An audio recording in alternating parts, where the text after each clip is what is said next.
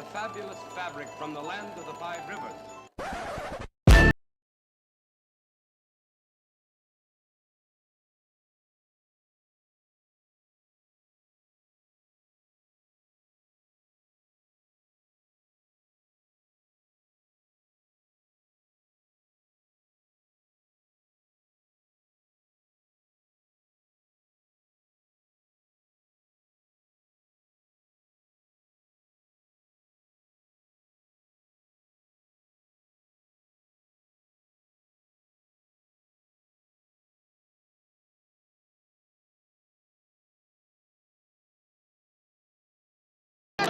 He's gone! 10-5 touchdown!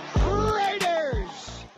2 years ago, when we came to Los Angeles, I really believed that the greatness of the Raiders would be in its future.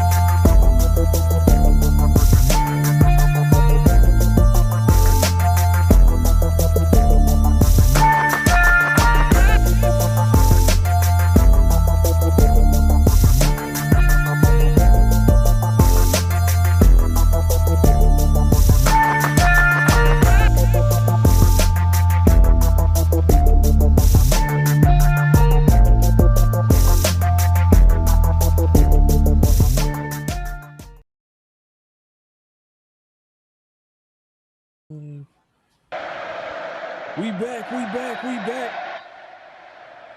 Man, y'all already know what time it is, man.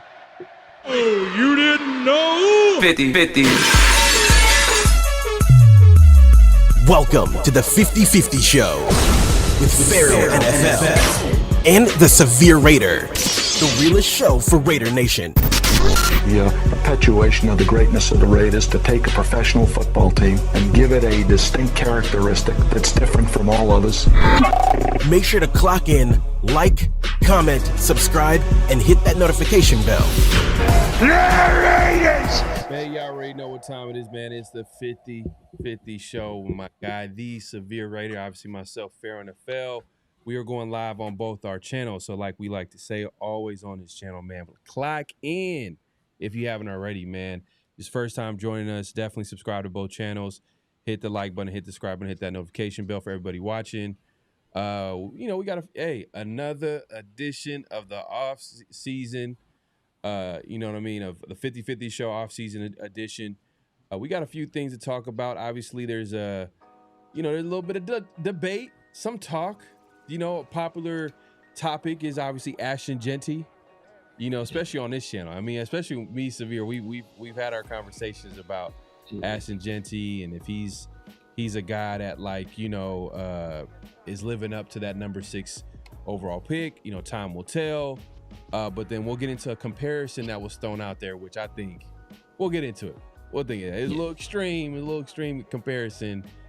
Not a good comparison, in my opinion, but we'll get into that conversation.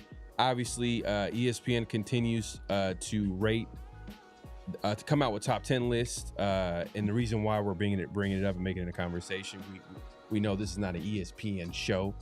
You know what I mean? We've been critical of all these major networks, but I will say that I think it's an interesting list because it's based off scouts, executives, and coaches around the league. So to hear how the league views top 10 players at each position, I think that's worth a conversation. And we've been talking about it the last couple of shows. Last week on the 50-50 show, obviously Around the Shield. Last week with my guy Dial. Definitely check out both shows. And since then, few positions that a lot of people like to talk about. You know, quarterback, wide receiver, I believe just came out recently. We'll get into offensive line and tight end. And you know what? The Raiders made an appearance. I believe twice with the recent release of positions, but overall I think 3. And there were some honorable mentions at different positions that we've talked about before, and some that we're going to get into today. So, hey, man, we're going to get into that, all that good stuff, the flag on the play, notable quotables, all that good stuff, man. We're all going to talk about it. But salute to everybody pulling up. We appreciate everybody coming through and being patient with us. Antoine in the building, man. Appreciate you, my guy. Weston was good. TK was good. Hey, TK, I'm going to hit you back, man. I see the IG message, man. My bad. Yeah, man, we'll get into it in just a second. You know, I just forgot that I did something. Forgot to do something, but you know what? It's all good. It's all good. We'll you know, let's just get into what we were talking about to start the show. Is Ashton Jeanty, right? Ashton Jeanty is a guy that, you know, we've talked about. Even last week we talked about some of these, you know, high profile players like that played the position at a high level, like LaDainian Tomlinson, former teammates like Raheem Mostert being very complimentary to his game. I know Severe, as much as you think that he's a good player, you feel like there's some kinks that he has to work out. Hopefully it's not going to be something that's going to be a problem long term, but there's been a conversation, or you know how social media is, you know, sometimes they'll put up a graphic, they'll put up a comparison, and it creates a conversation. And what it is they compared Ashton Jeanty to Trent Richardson, former Alabama running back, a guy that was highly touted coming out. I believe he was drafted 3rd overall. And I'm trying to think of what year the draft was, but he went high. He went top 5. He went high. Yeah, he went top 5. I think higher than Jeanty. Jeanty went number 6, but I believe it was higher than Jeanty. I think he went inside the top 5, which was pretty high. But you know, his career did not go as planned. You know what I mean? And it wasn't even like a McFadden situation where you seen the talent, but injuries was an issue. It was like, man, like what happened? Like it just, you know, he started off, and the comparison is the rookie year. And I'm gonna put up this I'm gonna put up the numbers, and I'm gonna put the comparison here for you guys to react to as well. So you got, and it's comparing each player's rookie year.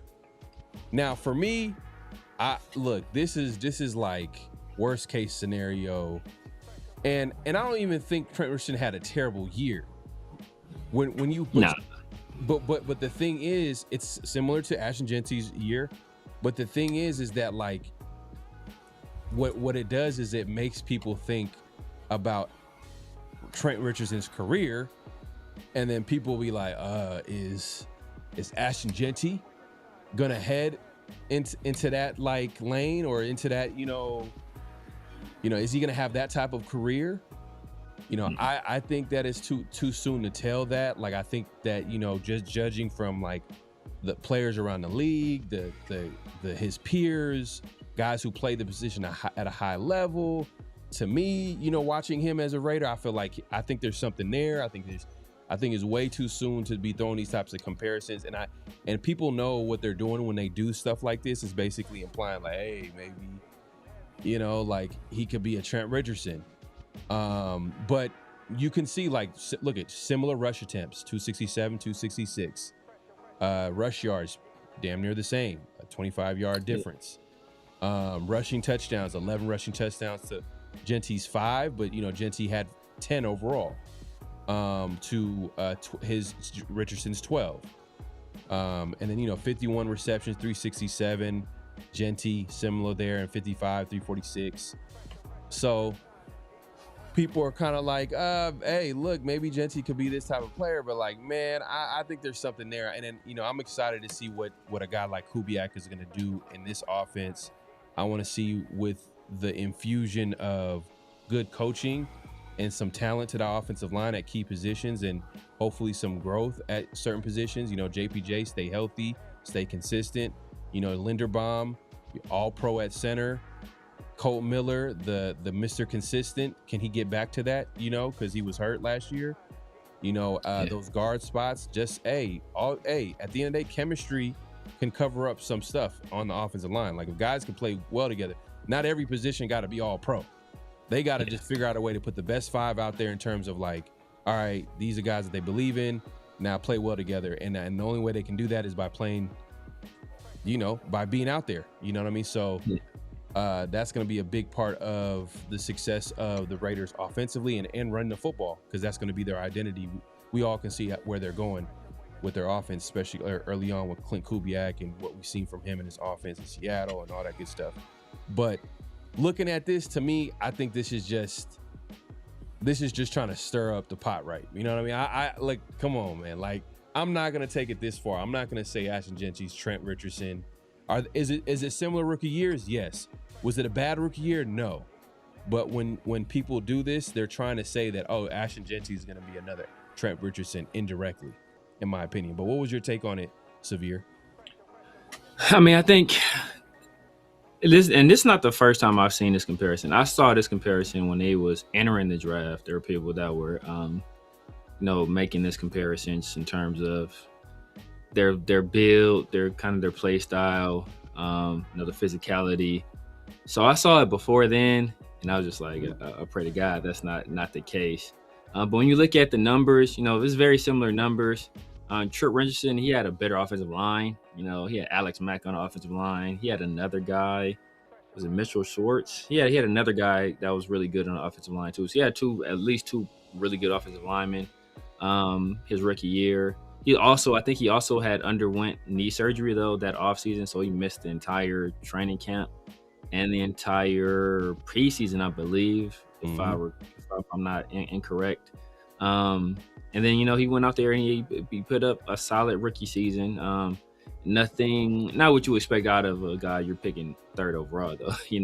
Pick a guy third overall, you expect him to do more than he did. But, we were talking about rankings, and during the NFL's top 100 that offseason, they ranked Trent Richardson the 71st best player in the NFL. So whatever he did, he got the respect of his peers. That could have been part reputation from what he did at Alabama, and them, expecting him to kind of recover in the offseason where he doesn't have knee surgery to come back strong the next year. So maybe that's a little bit of projection. Ashton Jeanty obviously had different kind of struggles, and just in terms of, a cohesive offense around him, with the changes from what Chip Kelly was trying to do to what Pete Carroll ultimately implemented, and then offensive line struggles, whether that be injuries, Brennan Carroll not knowing what the hell he's doing. He also had his own struggles though. You get him in space, he wasn't really creative in space, couldn't really outrun defenders.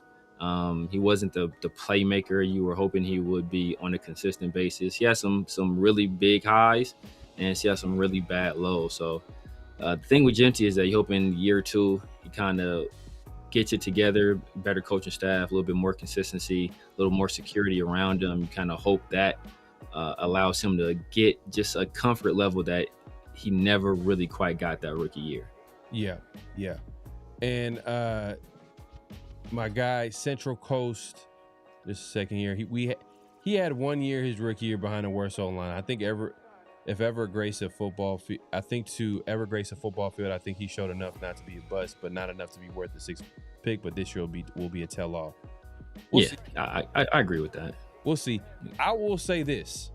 I'm going to say this too as well, is that Trent Richardson's rookie year might be worse. I forgot to mention this. It might be worse in terms of, yeah, they had similar numbers, but talent that Trent Richardson had on that offensive line, you can argue was way more than what the Raiders had. You know what I mean? You had Joe Thomas, you know what I mean? A premier Joe Thomas, that's what it was. Yeah, Joe Thomas, like an all-time tackle, you know what I mean? Or at least a top tackle in that era, you know what I mean? Like, and that Cleveland offensive line wasn't a bad offensive line. So when you see a guy like Trent Richardson have these type of numbers, they weren't bad, but then it was kind of like, okay, like, what's going on here? Like, is it an offensive scheme? Like, and as time went on, we can see that it just didn't work out for him in his career, and he just never was able be able to be like a premier, like a guy to be counted on as like a number one bag. Or how long was his career? Was it less than 5 years? 5 years, something like that. I mean? Did he make it out his rookie deal? I think maybe he made out his rookie. You know, that's telling about, you know, that's basically definition of a bust, I guess, is a guy like Trent Richardson. But Ashton Jeanty, man, offensive line. I just want to see a better offensive line, let's just let it play out. I'm not here to lie and say like, hey, this is something is good when it's not. Give me just a second here. Sacktown just want to give everybody a reminder. All right, make sure to like, subscribe, ring that bell on Pharaoh's Severe channel. Yes, sir, man. Clock in, Sacktown. Let the people know. Clock in. But what's your take on that, Severe? Like, do you feel like it was a worse performance based off the talent that he had on that offensive line? You could say it. You could say that, but like I said, I think he had arthroscopic knee surgery in August of that year, and then I think he was playing the whole season with like 2 fractured ribs too. So it's like, you know, coming off a knee surgery, missing an entire off season, and then, you know, obviously coming off a surgery on your lower body and then having 2 ribs, that affects you. But you know, if you want to give it that kind of credit, yeah, his situation was miles better, just in terms of offensive line play. It's miles better. It's not even close. Miles. It's not even close. Not even close. But you know, hey, look, at the end of the day, like, you know, hey, social media sometimes throws these, like, you know, these memes, these comparisons out there, and they create a conversation. And obviously there is some question like, will Ashton Jeanty be this? We've seen like certain glimpses of like, ooh, there might be something there, but you know, we want to see it put all together, and he ain't gonna be that. Yeah, but he ain't gonna be that. Will he be 6th overall? But he ain't gonna be Trent Richardson. That's for sure. Nah. The Browns are smart, bro. The Browns traded him and got a first round pick for him. Damn. Got a first for him, bro. Damn. If we tried to trade Ashton Jeanty right now, we're not getting the first round. What year did they trade him? Because he didn't make it out of his, basically he lasted just his rookie deal. Either after his 2nd or his 3rd year. Because he said if he didn't make it, because I think he only played 2 seasons with the Colts. And maybe it was 2 and 2. Oh damn, I can't have it backwards. I don't remember how long he played for the Colts, but he didn't play for the Colts long. And they traded a first round pick for him. I remember that trade vividly, because I remember listening to Colin Cowherd, and Colin Cowherd was glazing Trent Richardson big time, because everybody in the AFC South is worried about what the Colts got right now. You can bet defenders down there are worried. And obviously Trent Richardson turned out to be a complete bum. Yeah, just it didn't work out, man. It didn't work out for him. To me, the most memorable thing probably of Trent Richardson's career happened like in college, where he had that run and he had that crazy like juke move that he had where he took it all the way for a touchdown. That was crazy. That was just the whole Trent Richardson experience. But I never compared him to like a Reggie Bush coming out. You know what I mean? Like Reggie Bush in college was like, bro, he's like one of my favorite college players of all time. Like, so fun to watch, explosive. To me, like, was Reggie Bush a guy that you take? I mean, do you take a running back number one or number two overall? You know what I mean? I think he went number 2, I believe, right? I think he went number 2. Yeah, he was supposed to go number 1. Then Mario Williams went number 1. And then he went number 2 to the Saints. Right. But you could argue like Reggie Bush just came at an era where they didn't really utilize his skill set the way you like, bro, because he had it.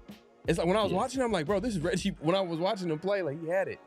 Yeah. You know, it didn't help his case that like players were out to like basically they out for his head. I mean, from the hits that he was getting, you know what I mean, every time he got the ball. But he was explosive. A guy that was a valuable player in special teams. You know what I mean? A guy that obviously receiving game, everything that we've seen Reggie Bush was doing in college, he was to some extent was doing in the NFL. I just felt like if he played, like imagine Reggie Bush with Kyle Shanahan. Yeah, you go crazy. Or McVay, Sean McVay. You know what I mean? Like, or just throw these career. Like Sean Payton, to me, do you feel like he's overrated? I don't say he's overrated because I mean he's won the Super Bowl. He arguably should have went to another one. Got robbed by the Rams on that non-pass interference call. And he had a few spots where he got it was a bad call against the Vikings. There's been a few times where, but yeah, like just as a play caller, I think he's overrated.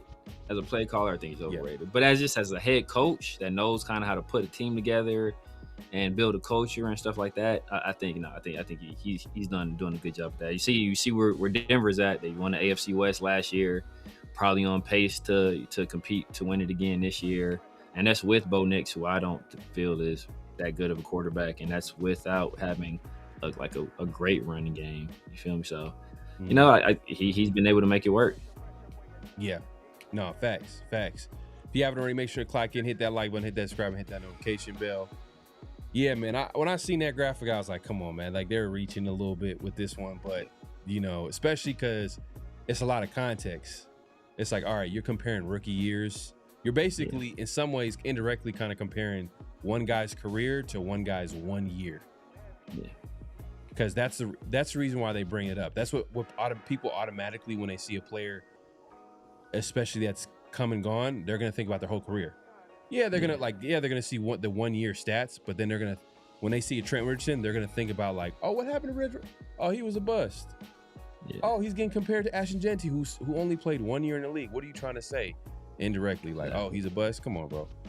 And that was Trent Richardson's best year. Was his rookie year, I believe. Yeah. Yeah. Salute to my guy, Raider Paul. Raiders, I got you, man.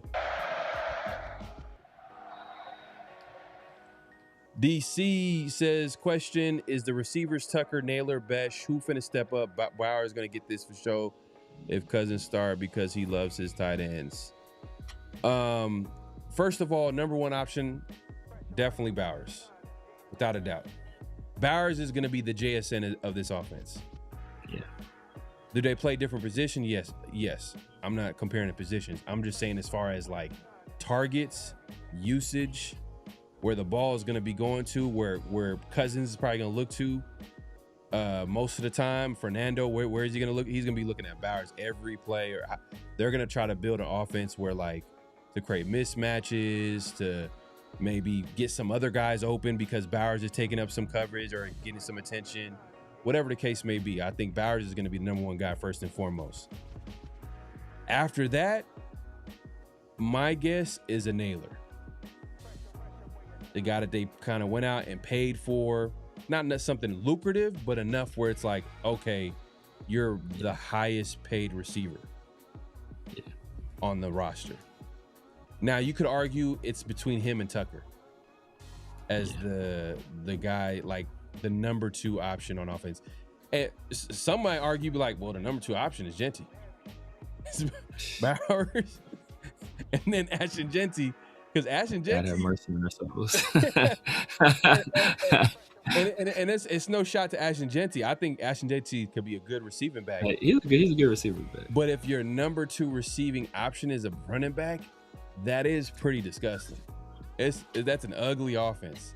Because then you start asking, like, well, what about the receivers? The wide receivers, the guys that basically they're the object of their position.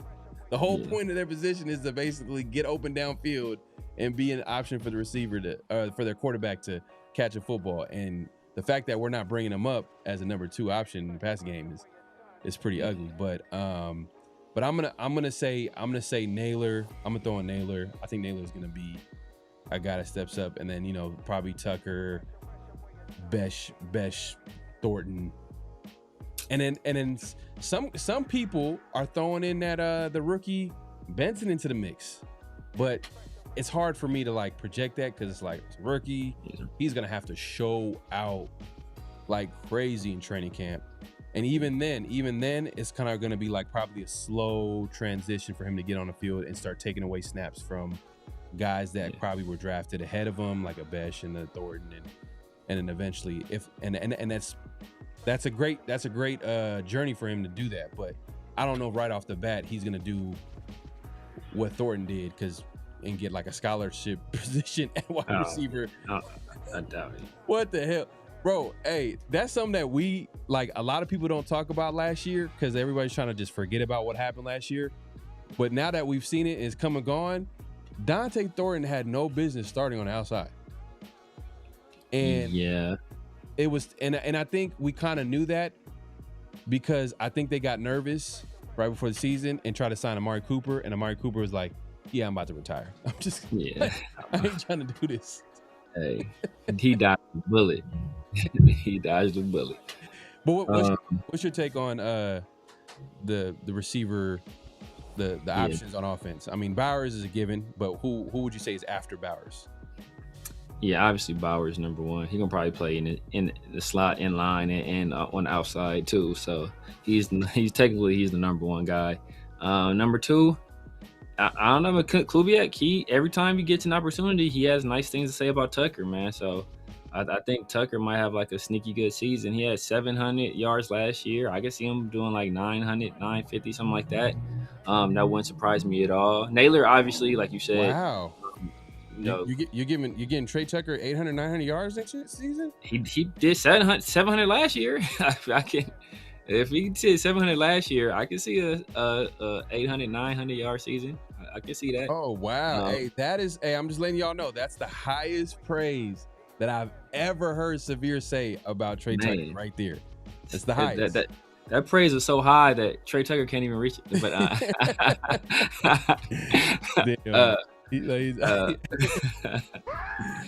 man. After he literally just came back with a Mike Tyson right after that. Man, but yeah, man, like, I can see that. It's between him or Naylor, because obviously a lot of times what they say is, follow the money, right? Like you investigating crimes, follow the money. You trying to look at who's going to be the starter on your basketball team or your football team, follow the money. And who did we pay other wide receivers this offseason? It was Naylor. So I wouldn't be surprised if he's the guy that's the number one wideout. But like I said before, every time he gets the opportunity to, Clint has really, really good things to say about Trey Tucker. So, he's a guy that's speed. He kind of is in that Rashid Shaheed role, and every chance he got, Clint Kubiak brought Rashid Shaheed with him. So he had him in New Orleans, and as soon as he had a chance to bring him to Seattle, he brought him over to Seattle. So I can see Trey Tucker playing a role similar to that, especially since we don't have like our own JSN. But what was Rashid Shaheed doing? I'm trying to think of his. I'm gonna bring up his numbers here real quick, because he likes to have like these like smallish, fast receivers, kind of deep threats, kind of guys to like basically create like some space for the other guys to catch passes in the intermediate or short, part of the football field. Yeah. So maybe Tucker is that, but does that come with production though? Like high production. So because you brought up a good point. You said Rashid Shaheed. Yeah. But what was Rashid Shaheed doing in like offensively with Kubiak? Like kind of a gadget guy. Kind of a gadget guy, right? Gadget guy. Yeah. So is Tucker a gadget? If Tucker's a gadget guy, then 800, 900 yards is a little bit high. I'm not gonna lie. He might be the only one though. That's the thing. He might be the only guy. Hey, that's what I'm saying. This is the most positive I've heard Severe ever talk about, Trey Tucker, bro. I've never heard him say 800, 900 yards from Trey Tucker. Wow, that's wild, man. That's crazy. I can see it. And you think about it because think about Seattle last year.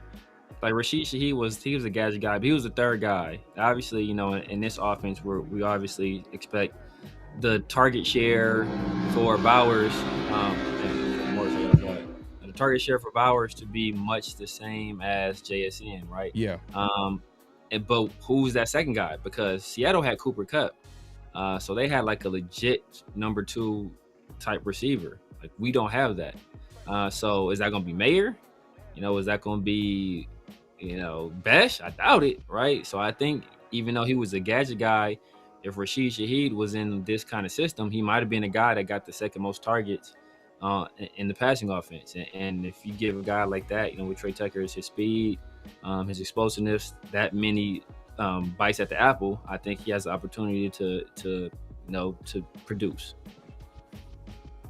So I'm looking at Rashid Shaheed's 2024 year. That was when Clint Kubiak was the offensive coordinator for the. He was killing that year before he got hurt, I want to say. For the Saints, and he had about 20 catches for 350 yards, averaged 17.5 yards per catch, had 3 touchdowns. But he only played like 5 games. You know what I mean? Like 5 games he started, and he had 41 targets, 20 receptions. 350. He was on pace for like 1,000. He had 300 some yards in those 5 games. He has 5 games, so yeah. He was on pace for like 1,000. He was productive early on, and then with New Orleans before he got traded, I believe he had 44 receptions for 499 yards.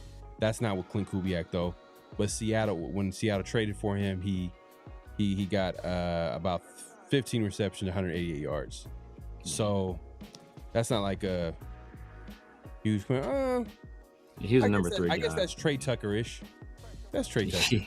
That could be Trey Tucker right there. But I don't know. 800, 900 yards. Whew. Yeah. Jeez. Yeah. Man. You gotta come from somewhere. Yeah. If he gets 800, 900 yards, Bowers is having one of the greatest seasons at tight end to the point where guys he's wide open. No one's near Tucker. Oh, you hear the commentator, oh my God. There's no one near Tucker. Like someone's wide open. There's no defender in sight because everybody's focused on Brock Bowers. Maybe that could be the case or whatever, but yeah, man. Yeah, to me, I think Naylor could be an option, but yeah, Tucker is another possibility as well. As you can see, we haven't talked about Besh and Dante Thornton because we just wait and see. Exactly. Wait and see. Exactly. Wait and see. Wait and see. Because at least to your point, you've seen something with Tucker last year. Like he was like, all right, he was able to be productive with chaos. Exactly. All around him. So imagine like actually solid to great or good offensive minded coach. Yeah. Have a system, have a role for him, and then given the football in good situations that complements his skill set. Maybe to your point, he might be able to get to those yards, like you said. So we'll see. Money Chuck, bro. Trent Richardson had Joe Thomas earlier. We were talking about Trent Richardson and Ashton Jeanty conversation. And he says Trent Richardson had Joe Thomas and Alex Mack. Yep. Was it all-pro center?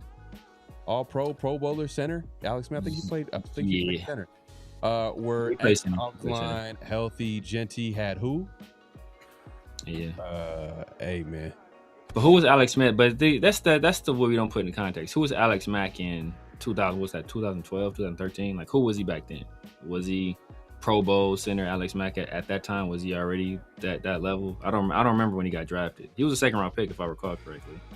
Yeah, I don't remember. That was a pretty good center. But now your point was like, when did he like turn into? Yeah, when did he turn into that? Yeah, but either way, man, I just think that Cleveland had a better offensive line. Like he had a better offensive line, yeah. But there are fair few offensive line that are worse than what the Raiders had last year. It's not to me like the Raiders offensive line is so bad that I'm not even going to look to compare when there's Joe Thomas on the offensive line. Nah, fact. You know what I mean? Fact. Like Joe Thomas is going to make everything easier for everybody. And then if you start adding good players around them, and let me see, Alex Mack, former. You're asking like when he was a Pro Bowler? Yeah, well, I don't remember when he was drafted. Was he still a young player at that time? I don't remember when he was drafted. I remember it was a second round pick, I want to say. I don't remember when he got drafted, though. So he was with the Browns. He was named to the 2011 Pro Bowl roster as second alternate to replace Nick Mangold, RIP.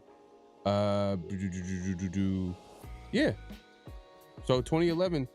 And I think Trent Richardson was drafted 2013. But 13. Okay, so during the 2010 season, Mac again started every game for the Browns, and he was named to the 2011 Pro Bowl. Okay. And I believe Trent Richardson was probably drafted like 2012. It was 2012, 2013. Yeah, one of those. I can't remember. One of those years, right? So Mac is already established veteran, good to great at his position. I think Mangold was probably like the standard. With the Jets, yeah. That's with the Jets. He was cold. Yeah. Yeah, man. So, yeah, there's no argument there. There's no argument there, Chuck. I agree. Look, and now we got Tyler Linderbaum. So when come this time next year, it was with. I don't want to hear. Like, you got Clint Kubiak, we got Tyler Linderbaum, we got Colton Miller. So it ain't gonna be no, oh, we don't have this, we don't have that. So now it's and that's the situation you want. You want to put the guy. You don't want it to be any what ifs. Oh, what if we had this? What if we had that? You want it to be a situation where you put guys in the best position to have success, and then, if they kind of put up or shut up at that point. Hey, Odyssey, it reminds me of is when you remember when I don't know if Raider fans, y'all watch some of these Raider podcasts, and I believe Max Crosby was on his podcast. He had Nate Hobbs on the episode of his show, and he was talking about playing basketball, and he's talking about his teammates who they would play hoop with, who plays hoop, and Tyree Wilson was brought up, and they're like, no, Tyree, like they're like, hell, like, you know what I mean? They laughed him off, like, nah, Tyree basically is goofy. Like he's not basketball. Yeah. He's not the basketball type. They say this is not coordinated. He's not coordinated. So to your point, Odyssey, when you say I don't like Thornton saying that he can't play basketball as such, yeah, man. Especially, why you're saying this is because what were people saying when he got drafted, right? And I was a Dante Thornton guy, but like in the later rounds. Not a fourth round, but as a project, like, hey, let's see if we could, find something there, right? What do people bring up? He's 6'5", 4.3 speed. He can go up and go get it. But guess what? That's not his game. Yeah, and like that's one of the things I said though. He was 6'5", but he ain't had no bunnies. He had like a 20-something inch vertical leap or something like that. Something ridiculously bad. It's like, bro, how are you gonna be? How you gonna play above the rim? You ain't got no bounce. Like, that don't make no sense.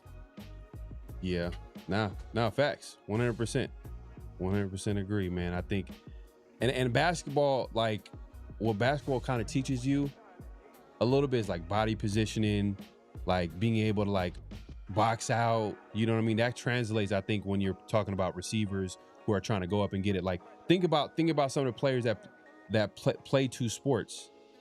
Like that at skill positions. Think about Tony Gonzalez. Think about the Antonio Gates. Think about Henry Ruggs. What was Henry Ruggs showing? Hey, look, Henry Ruggs had a short NFL career, short career, Raider career. But what was he showing? He was showing you 4.2 speed and the fact that he can go up and get it. And he wasn't 6'5", 6'4". He was a freak athlete, Crazy. 40 plus inch vertical. I think, was he even 6 foot? You know what I mean? You could argue 5'11", 6 foot, around that area. But one thing is that basketball background, it translated to him going up and going getting the football and playing the receiver position along with his, athleticism. Dante Thornton, he has like the athleticism on paper, but is he coordinated enough to use it? Yeah.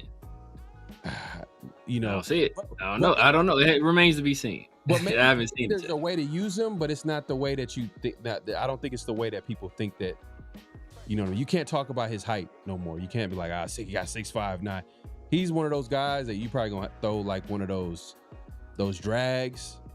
Yeah. You know what I mean? Have him just running diagonally and just like hopefully you can create a big play that way. Use his speed. Exactly. Maybe he can develop it as a deep threat, but he would have to create some separation. Exactly. Beat the jam. That's the main thing. You have to get off press. Yep. But as far as like using his ability to go up and go get it, I don't see that. I don't. And I asked you this a hell of times, and I asked other people all the time. Is the ability to go up and go get it? Shout out 50-50. You know what I mean? To get the 50-50 balls. Pause. Is that ability something you got it that you have, or can you work towards? Is it something that you have to have, like naturally not naturally have to have, or can you develop that skill set? You can develop the skill set, but to be like elite at it is kind of a mentality you have to have.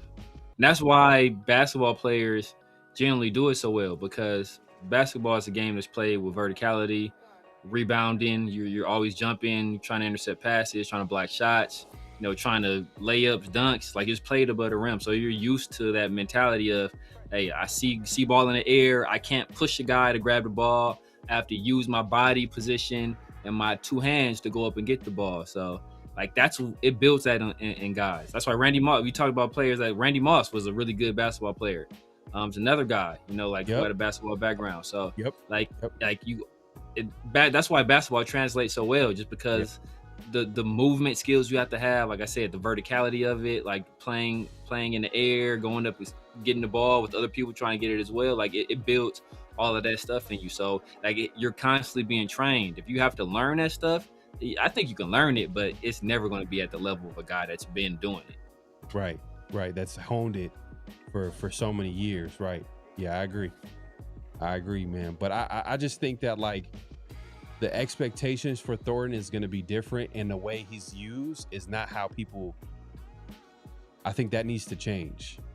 I think what he's probably going to be good at and what he could be useful in is not going to be exactly like maybe those deep overs, like just have him just use his speed, just run, and hopefully he can run by somebody, create some separation, and then like develop his hands. I think that, you can get better as a pass catcher, maybe that way, but like actually like throwing 50, like the 50-50 ball, that's nah.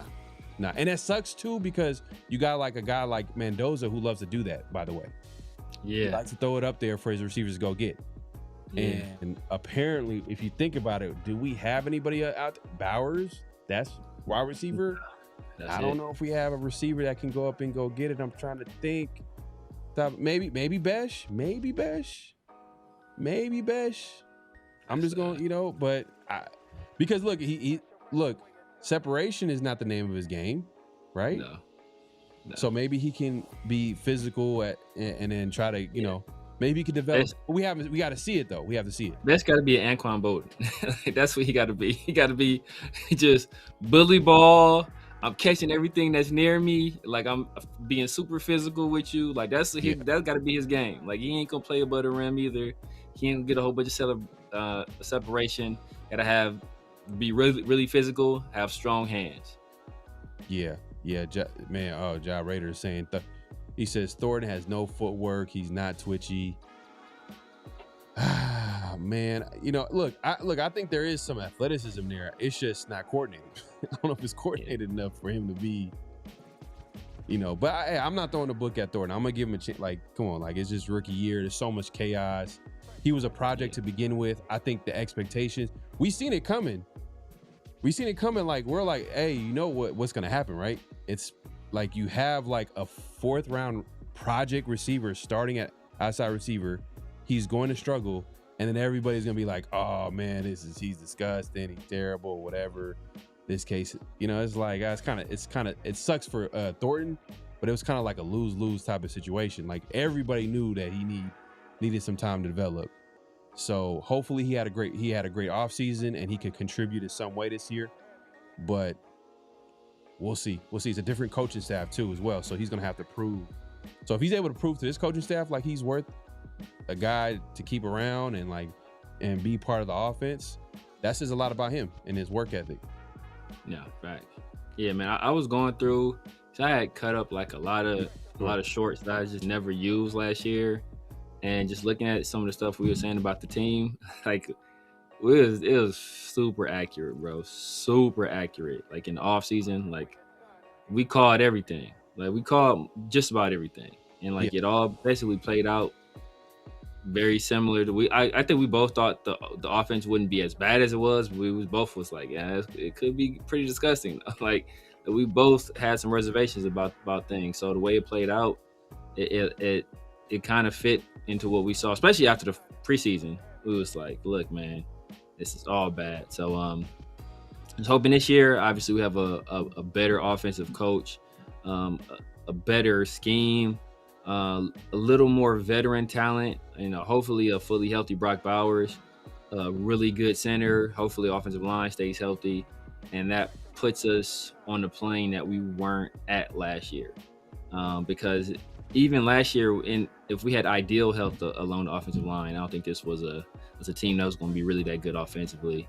And the fact that we didn't have that, that just lets you know where we were as an offense. So, better days ahead. I'm just hoping that, we can, hoping for health, especially from our skilled players. Brock was hurt. Colton was hurt. JPJ was hurt. So we're just hoping that we don't have to deal with that same stuff this year. And if we can get relative health, 'cause we got lucky last year. I know it seemed like our injuries were bad last year. They were really just bad along the offensive line and having to do with Brock. But other than that, like we were a relatively healthy team last year, which is crazy to think about, right? Yeah. Like, I think we were one of the, like if you look at like games missed by injury, we were one of the lowest teams in the league. It's just that those injuries were on the offensive line, and we were already a team that had absolutely no depth anywhere. So even the most minor of injuries were going to be devastating to us. So if we can keep that level of health this year, combined with a better roster and a better coaching staff, still don't think we'll win many games, but I think we'll put a much better product on the field. We actually start to build towards something. Yeah, no, facts. If you haven't already, hey, my bad, man. Hey, man, I'm just trying to change things up, man. If I gotta step out real quick. He's talking about the little graphic I put up. Yeah, the little graphic. Threw you off a little bit. I love So yeah, man, just to move it along, man. So Madden released the ratings, their yearly ratings for the games. It's part of the culture now, sports culture. The Madden game and the ratings. Even if people don't even play Madden, they're paying attention to ratings because it's kind of like showing like, all right, how do so-and-so view these players? And like, this was flag on a play worthy to me. We didn't put it as a flag on a play, but it's a flag on a work. Because, obviously we're going to pay attention to the Raiders ratings. And, hey, Brock Bowers was in the 90s, 93. I'm like, oh, okay, that's solid. That's pretty good. But when you look in comparison to, his position, I believe he was behind a Trey McBride who was ranked 99. Yeah. 99. And I get it. Last year I think he broke the record for most catches for a tight end at 126. That's right. Second year in a row where he eclipsed, I think, the 100 catch mark. He's been pretty productive for, most of his career with the Cardinals. So I get it. But, we're going to get into the rankings for ESPN rankings, and we're going to go through this as quickly as we can because, we gotta get to the topics real quick. But, like, they had Brock Bowers at number 1. You know what I mean? Just give y'all a little sneak preview. They had Brock Bowers number 1. If you guys haven't seen it, this list is not just ESPN lists. I don't really care about that. It's more so based off like the coaches, the executives, and the scouts around the league and how they view positions around the league. And they have Brock Bowers number 1, which we're being honest. Like if eye test is the best. He's the best at his position. Like day one, like he came in at a perfect time where, you know, obviously guys like, you know, George Kittle, you know, as great of a player he is, he's hurt. You know what I mean? And now he's recovering from Achilles injury. And even when Brock Bowers' rookie year was happening, he also kind of got hurt that year. And Brock Bowers was breaking records that year, you know, and just day one, he just came in swinging in a situation that wasn't ideal for a tight end or for any offensive skill position. No quarterback, offensive scheme was terrible, everything that can go wrong. And he's been in that situation time and time again. And all he's shown us is like, wow, this dude's special. So I test the coaches, the executives, the scouts, they all feel the same way. They have him number one tight end in the NFL. I think that they got that spot on. And they weren't basing it off like players' individual stats, because they understand like that can fluctuate here and there. But if they had to put their money on it, on who is the better player, the better talent, it's Brock. And I think they got that right. But, you know, when you look at Madden, and I think Madden, the people who do the ratings, I think there's some, I think they get some NFL players on there. I think for a second they had Chad Johnson on there kind of helping out with the ratings and things like that. I don't know how much he helps out because that's a lot of players. So I don't know. But they had, so I think that's a big, like, I get it. He had 126 catches the year before, but 99 to 93, like the gap, like. Yeah, the gap is crazy. Yeah, come on, bro. Like 97. And even on my head, I'm like, he's a better player. It should be like at least 97 and a 99. You know what I mean? Like, yeah, so he's not even the second best. I want to say George Kittle was ranked above him too. I think George Kittle's like a 96. Me personally, I'm okay with Brock Bowers being 93, 94, 95. Just bring down Trey McBride. I don't think he's 99. Is he 99? Let me know in the chat. Like, is Trey McBride 99? No, but he's right there with Brock. Like, just we don't watch the Cardinals, so we don't see how good Trey McBride is. But Trey McBride, he's right there with Brock. Obviously, Brock is more twitchy as a player. Trey McBride is just he's clean. He's like, but you watch him play, you're like, man, this dude is just clean. Just make it like, you know, it's like almost like, I don't want to say Marvin Harrison as a tight end, but it's just smooth. It's just smooth, bro. Like, you see him smooth, but then he can get busy on you too, though. So that's the thing where he combines both of them. And Brock is just like, bro, I'm just out here. I'm the best player on the field right now. Like, nobody can mess with me. I'm about to jump over you, run through you, run around you, run past you. Mm-hmm. So it's way more eye popping when you watch Brock play. Yeah. And I think he projects better for like as an inland tight end, like where inline tight end where he's, you know, he might be a better blocker, you know what I mean, than maybe Brock Bowers. But Trey McBride not a great blocker either. He's better than Brock though, but he ain't. You're not like he ain't Kittle. I don't think Brock is terrible. I don't think Brock is terrible either. I don't think Brock not terrible, but he ain't good either. Brock is just, he gives effort. He gives good effort, but he's just not good. I think his size and like the way his skill set, it's like to have him inside there to block, like he's not. It don't make no sense, bro. He's not George Kittle. What is George Kittle, like 6'5", like 260, 260 at least? Like, think about the great blockers at tight end. Look at their body. George Kittle's not as big. He's not as big as I thought he was. Like, I thought he was like some like crazy like. Hold up. Let me see this. He's not as big as I thought he was. Oh, he's not? Okay, I'm tripping. He's not as big as I thought he was. I thought he was bigger. I thought he was bigger than Brock for sure. Well, probably bigger than Brock, but Brock is kind of a little bit of an undersized tight end in terms of his weight. But he's probably about the same size. Brock's probably like 6'5" too. I think George Kittle's like 6'3", something like that. Like 6'3", 250, and Brock's probably like 6'5", 240, something like that. So he's listed, let's see, they say 6'4" right here, but let me see if there's a better. You want to go with Pro Football's? They had him at 6'4", 250. That's not that. He's not crazy big. And Brock's probably what, 6'4", 240 or something like that. 6'5", 240. Ooh, Kittle's a monster. Bro, look, the year you look at the year he put at that 1,500. He did that with some trash quarterbacks too, bro. He did that with some trash. That's what I'm saying. Kittle, like, that's why I kept saying, if you were looking at it, Kittle's a better tight end. Like, Kittle at his best, in my opinion, is better than Brock because he does it as a receiver, and he's by far the best blocking tight end in the league. He impacts the game impacts the game crazy. And like I said, he did the year he put up that 1,500 yards. I forgot who was their quarterback. It was like I forgot the quarterback's name. They were trash. It was trash. It was some of the worst worst quarterback room than we had last year. So like he still put up crazy production. So yeah. But even then, Brock is like the better playmaker. Like Brock is still like way crazier as an athlete, like just way more twitchy. But just George Kittle Kittle's a monster. I don't know, he's just a monster.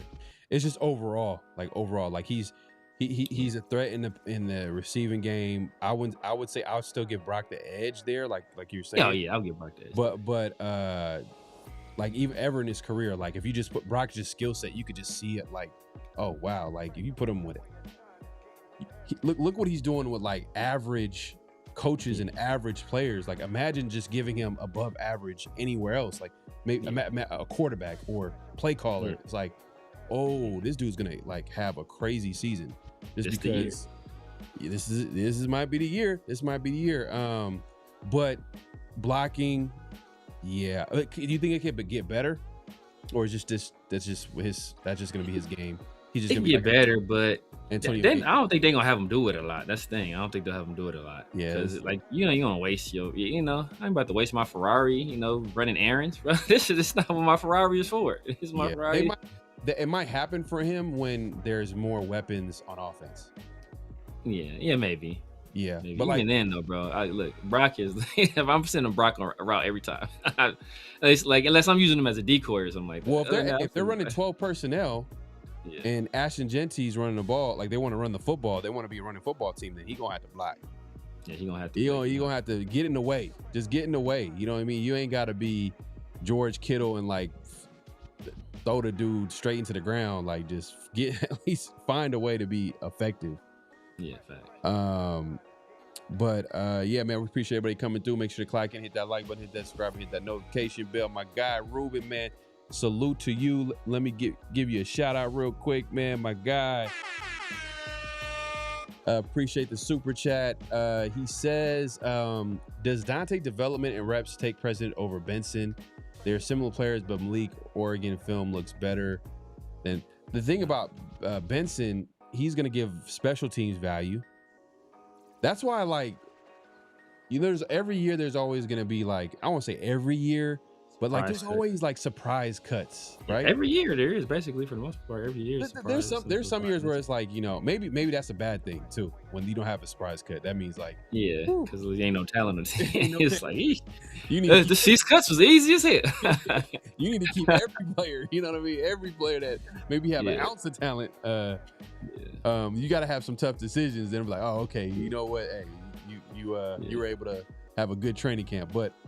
That being said, look, Benson is going to give you special teams value. And if he has a crazy training camp, then like, think about the depth chart. All right. You got Naylor, Tucker, Besh, Dante Thornton, Benson, other guys that are, we're not accounting for, but we don't think they're not going to make the final. Philip Dorsett is a guy that's there. He probably ain't making it. Probably a nice guy, good locker room guy, you know what I mean, type deal. But I don't know. I don't think he's gonna make it or anything like that. I think So, and then how many receivers they keep? They're gonna keep like 4 to 5. 5. I'll say 5. Probably 5, maybe 6, but probably 5. 5 would be standard. You know what I mean? Especially if you think about like, all right, if they're gonna be running the football and then they're gonna 12 and 13 personnel, they're gonna have 2 receivers, 2 tight ends out in the football field. So really, are they gonna need like 4 or 5 receivers? I mean, there's probably gonna be moments in the game where they do that when they're trying to come back or exploit matchups. But I don't think the way the Raiders are constructed as a football team on offense right now, they're not gonna be going 4 or 5 receiver sets. Like, who are they gonna exploit? You know what I mean? Like, nobody, themselves. For real. Oh man, but it's a good point, Ruben, man. I think Benson could make Dante Thornton's roster spot expendable if it gets close. Like, where hey, Benson is killing it. He's also providing special teams value. And then Dante Thornton, he's not, if he has a bad training camp, can make things interesting. Man. But appreciate the super chat once again. Back to the Madden ratings. Let me actually look at the, I think you sent this to me, or I sent you. This was the Madden ratings. I think I sent it to you. Not, it wasn't just for tight ends. I think I sent that to you, where they had like basically all the tight ends ranked. I have it pulled up. If you haven't already, make sure to click and hit that like button, hit that subscribe, hit that notification bell. We appreciate everybody pulling up, having a good convo. Hey, off-season edition. Man, Aaron Donald, man, he's really coming back to the Rams. It's crazy. I mean, it's not official yet, but like he's over here practicing at the facility. It's wild. Yeah, bro, that'd be crazy, bro. Yeah, if they get AD back, bro. It's gonna be wild. If they get AD back, I'm asking 2 first-round picks for Max. I'm right back on. We back in business, baby. We For back in business. Because that's gonna have teams nervous. There's gonna be teams nervous about. They're nervous right now. That's really what it is. Is like the Rams kind of they're making it like clear, like, hey, we're gonna go and get this Super Bowl. So teams are gonna be like, you know what? Let's see if we can make this interesting. We'll remix that song. Right. So, all right. So here's the overall ratings for tight ends, just to just add some context to the conversation. McBride, 99. 96, George Kittle. Ooh, there you go. George Kittle, man, got a lot of respect. Coming back from Achilles, though. Yeah, 93. That's a career achievement. Yeah, that's a career achievement. That was like, man, Kittle, man, we love your game, but this is probably going to be at this stage of his career, I think having an Achilles, it'll be crazy. If he comes back from that serving, that's on some Adrian Peterson type of comeback from an injury. And Adrian Peterson didn't have an Achilles. He had like an ACL, but for him to come back and rush for 2,000 yards a year later, literally, or less.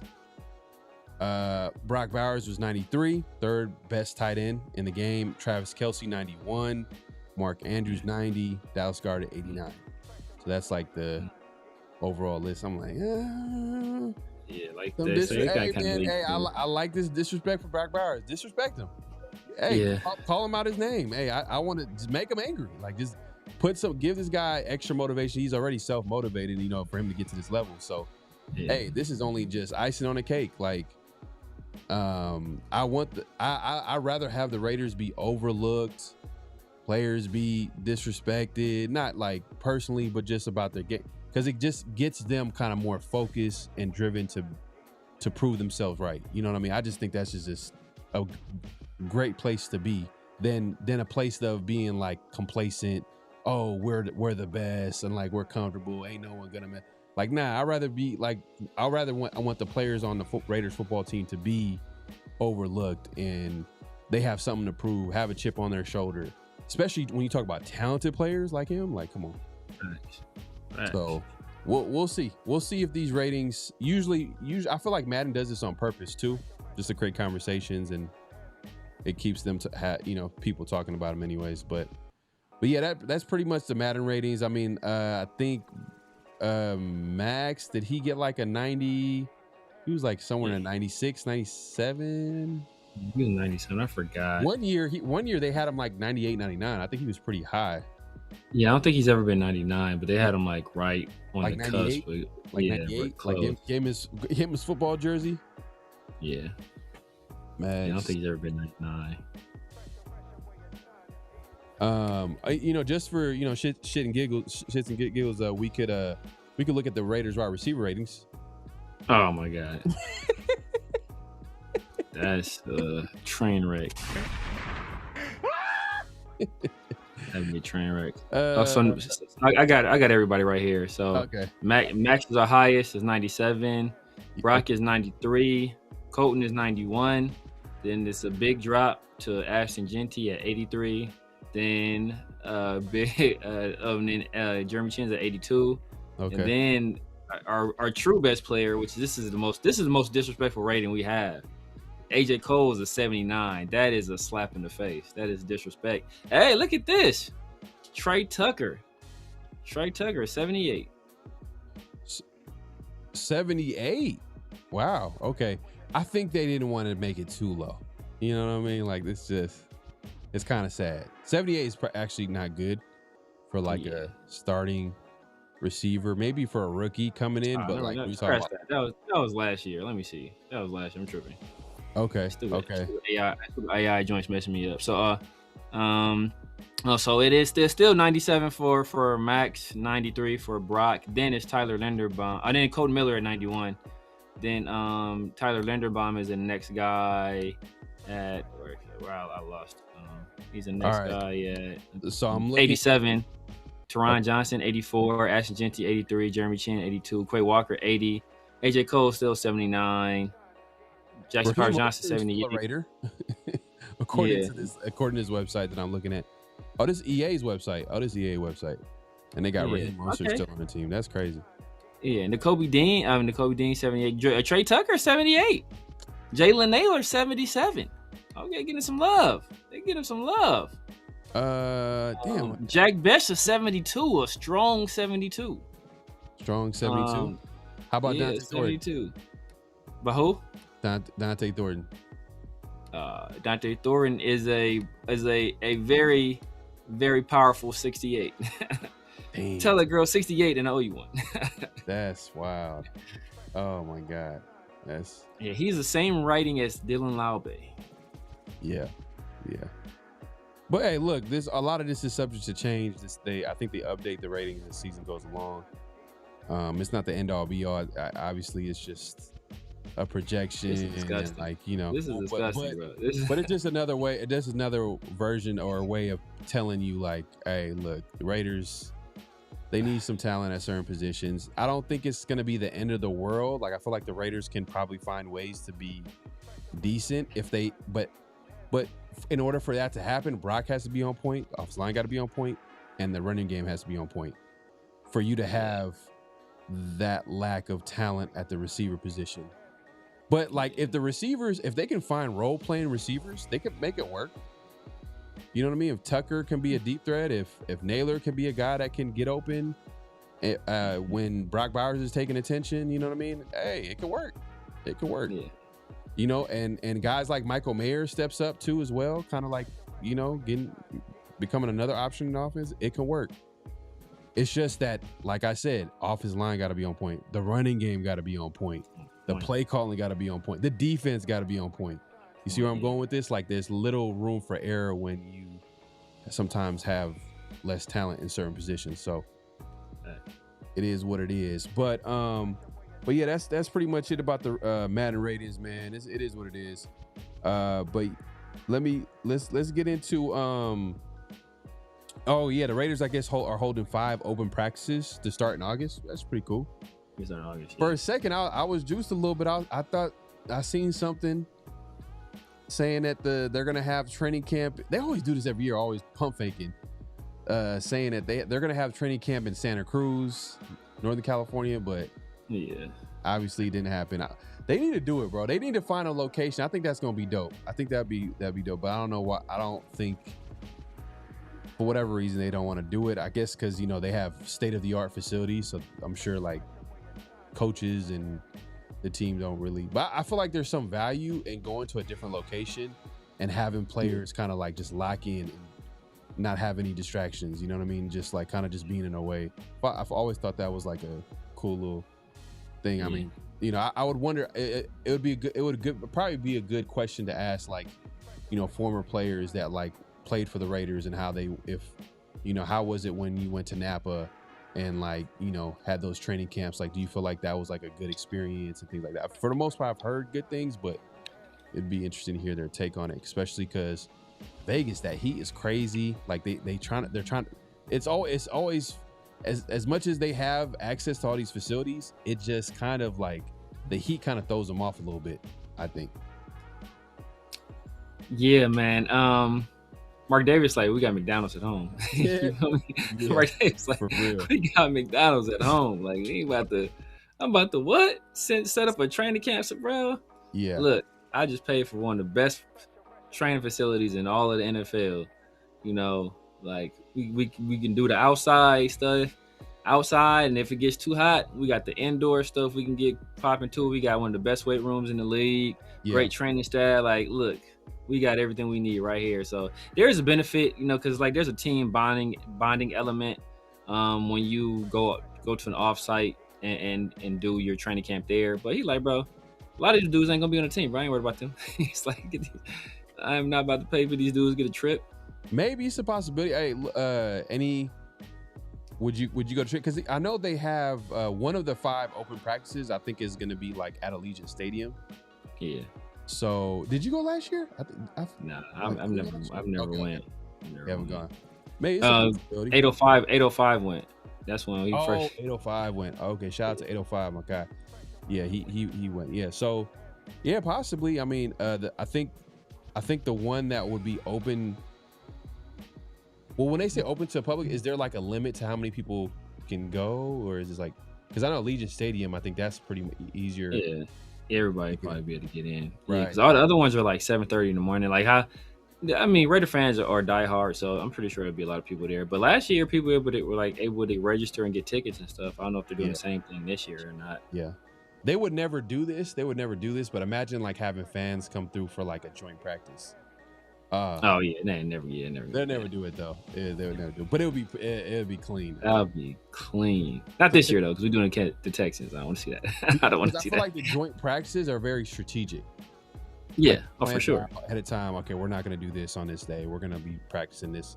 Like, we're going to be real light. I want to go to like a training camp, like a real, like, I want to see what really, you know, not like those like rehearsals or those day offs or where they're going light. They're not in pads. You know what I mean? Like, exactly. I don't want it to be that type of situation. Real practice. Allegiant is somewhat of like I think they're gonna take it semi-serious, but it's a little dress rehearsal. They're gonna just make it, you know, pretty straightforward. I think they're gonna make it enough where it's interesting for fans to watch the team and stuff like that. But yeah, they're not gonna. I feel like a lot of this is just try to get fans kind of like, you know, more exposure to the team. But do you think it's gonna be like a training camp practice where? You know, you see what it's gonna be in shells. It's gonna be no hitting. They're gonna be doing some super vanilla stuff because they're not gonna give people access to too much. Yeah, so that's how it goes. So it's just fun. It's just like a fun to be there and to see the guys work out and stuff like that. But you're not gonna be able to take too much from it. You know what? That's a good question, Ruben. What was he's asking? What's Teron Johnson's overall? I don't know if you have it up. 84. 84. Oh, okay. He's like the fifth best on the team. Ooh, we only got 8 guys in the 80s. Real quick update. Mendoza has not signed his rookie deal still, right? We haven't heard any announcement. No. And Gerard McCoy hasn't signed his rookie deal. No announcement. Yeah. What happens if he just retires? Like, I'm done. That'd be Gerard McCoy? Yeah, Gerard McCoy just retires. Jamad. I doubt if he does that. I mean, it'd be crazy because it'd be like a 4th round pick that we spend on them. But it's a 4th round pick. We spent that on Dante Thornton, so it's like whatever. Right. You know, you don't want to waste them, but it won't be that big of a deal. I mean, he's probably one of the players I was most excited about getting drafted, but I doubt if he retires. But yeah, I do wonder what's the holdup with this contract though. It's crazy, especially Mendoza too, because has Ty Simpson signed yet? Ty Simpson, that's a good question. I would have to look into it, but everybody watching, make sure to clock in, hit that like button, hit that subscribe, hit that notification bell. We appreciate everybody coming through. It's that time, y'all. You already know what time it is, man. Personal foul, 69, offense. He was giving them the business. Flag on the play. And this week, we got a couple of flags on the play. Severe, if you want to let the people know what the first flag is. Yeah, man. We're going to... we'll start a little bit more serious, man, and then we'll bring the people down from that, with the next one. There was a player, defensive tackle, I believe. He was going to Western Kentucky, and his mother passed away. She stepped away from the team, and while he was away from the team, the team yanked his scholarship. And because of the way they yanked his scholarship as he was away from the team, mourning his mother, it made him unable to enter the transfer portal and go to another school on the waiver. So the way they yanked it, because like there's a way to do it where you could say it's like for financial reasons or something like that, and the guy is still able to get a waiver and enter the transfer portal. But they designated him as failure to report, which technically it was, but they kind of knew he was away grieving his mom. And since he did that, he wasn't eligible to get this waiver. So even though there are teams that want to sign him in the transfer or pick him up in the transfer portal and sign him to like an NIL deal or whatever, he's unable to transfer because of that designation. So him and his representatives, they're trying to fight it. As of right now, I guess they reached out. Some people reached out to the school for a comment on it. The school, like the head coach and I want to say the athletic director, they both refused to comment. So basically right now he's just between a rock and a hard place, and it just may end his football career because he's unable to get that waiver. So let me ask you this: do you think this has more to do with like a flawed system, or there's some kind of like a little bit of like pettiness going on in the situation? I don't know if it's pettiness or it's human error. It could be a little bit of pettiness there. Because like I said, like teams know how to kind of do this to where they can make it easy for a guy to transfer, and they know how to do stuff where they can make it more difficult for a guy to transfer. So the fact that they elected to designate him as failure to report, having known that his mother had passed away and he was was burying his mom, that's why he stepped away from the team. The fact that they did it in that way, that kind of cold-hearted.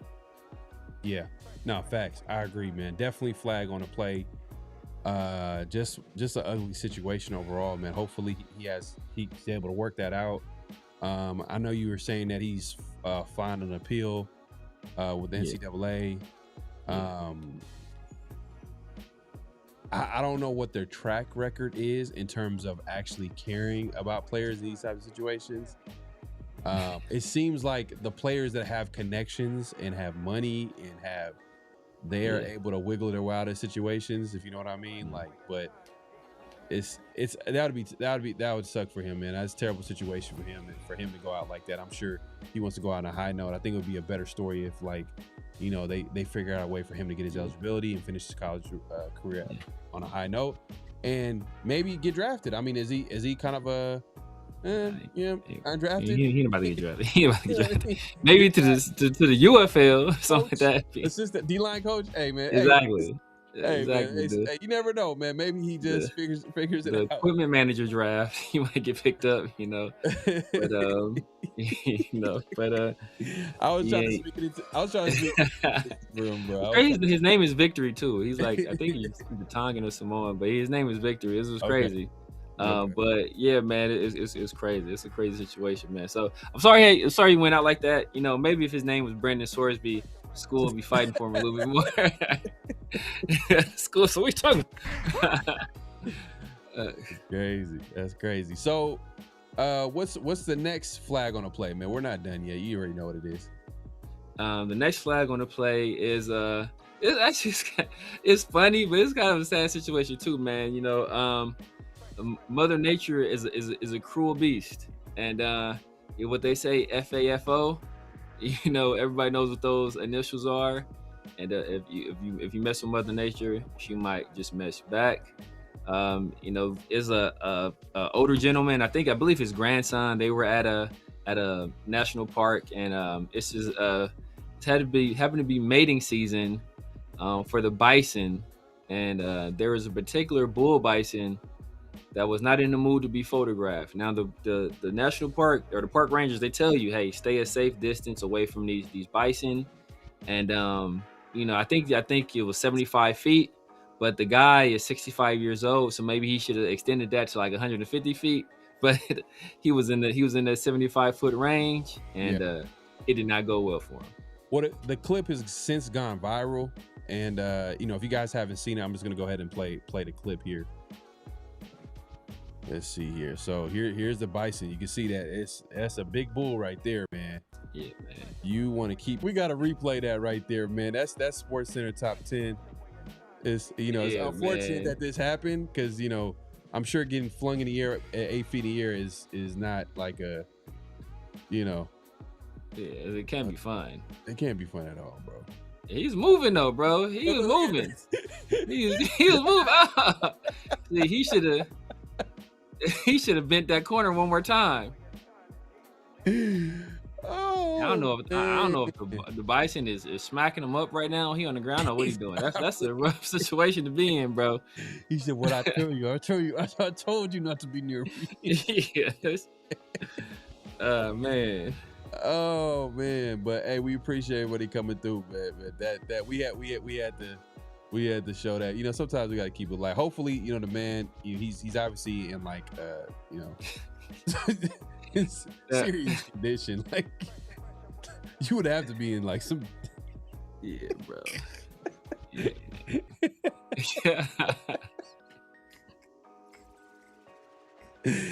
Oh man, that's crazy, bro. Whoa, the reason why it's flag on a play, I just never understand why people flirt with Mother Nature in this way. Like, I like nature, but I understand, like, for me, the rules stay 75 feet. I would probably be like, bro. That binoculars from from across the river, like, hey, there's a exactly. or from inside of a vehicle. Or inside, you see that car go by? The car. Yeah. There's a truck that went by the Bison, and he pressed the gas immediately as soon as it started charging. Like he was like, "Oh, I ain't trying to mess up my car." Boom, bounced. But hey, hopefully everything is going well for him. He's obviously in serious pain. Oh my god. Oh my god. Hey man. Hey, bro, what they say? You play stupid games, you win stupid prize. Bro, it's 75 feet. If you like a normal person, bro, you 65 years old, dog. Like you should know it off top. Now that's hopefully everything is going well with him, and hopefully he'll get well soon. But damn, he's 65 years old. You don't want to be flung in the air at 65 years. 8 feet in the air, man. You know how painful you're gonna feel.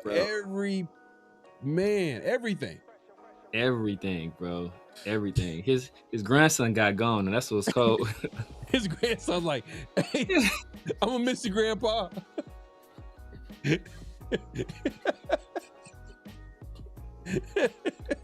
Oh my god,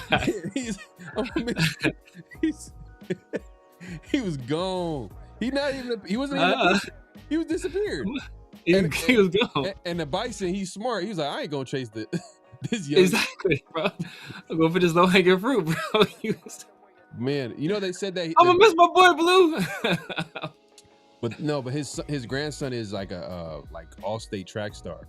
So there's I'm just kidding. He looked it that day. No, he wasn't even in the picture. Like, man. And that Bison is ruthless. He was just like, nah, I'm going for this. I'm going for the easy target right here with what sucked about it is like he tried to like run away and then he knew that he couldn't outrun it. So he tried to hide behind a tree, but the tree was too skinny. Like it wasn't a big tree. Like he was in the worst possible spot because it wasn't nowhere he nowhere he could run into, nowhere he could really hide. He tried to do like the car thing, like we got the car thing, somebody chasing you, you hide behind the car, you run to the other side. He tried to do that, but the bull's too fast for him. Bro, that grandson ain't that grandson ain't getting any inheritance for sure. He's not getting a dime. He's not getting a dime at all. The man had hemorrhoids after that. For sure, man. He's not gonna be the same. He's not gonna be the same. But hopefully everything is all well. Hopefully it's a lesson for anybody that likes to go to nature. I'm just saying, like, I just don't think that like you should get too close to animals like this because there's a possibility like they're just gonna look at you and be like, I'm gonna mess you up today. Exactly. For no reason. What are you gonna do? Like, unless you got like some type of gun, but even like I think that's a what is that? Is that a felony? Like if you actually like kill an animal on like protected like national park, is that like a it's sometimes you're breaking the law. You breaking up? Yeah. And by the way, they didn't put down the bison. Usually in situations where animals attack people, they'll put down. But I think they knew. Well, I don't know if that's the reason, but like they didn't put down this bison. Like it was your fault, man. Nah, I mean, like, but if you have a hunting license, you can hunt in some of these national parks. I know some people go like deer hunting and stuff like that in some of these national parks. Like if you have a license, I think it helps with overpopulation, but it just depends on where you're at. Bro, I'm telling you, man, it's a bull. What do you think bull is gonna see red? Like they're gonna like, hey, anytime you're close, like, hey, they want their space. And you see how strong, man, he flinged them in the air. The worst is I know people see bulls, like how strong they are. They can just fling people with ease. But like the worst, I don't know if you ever see these videos of like elephants. Oh yeah. Going crazy.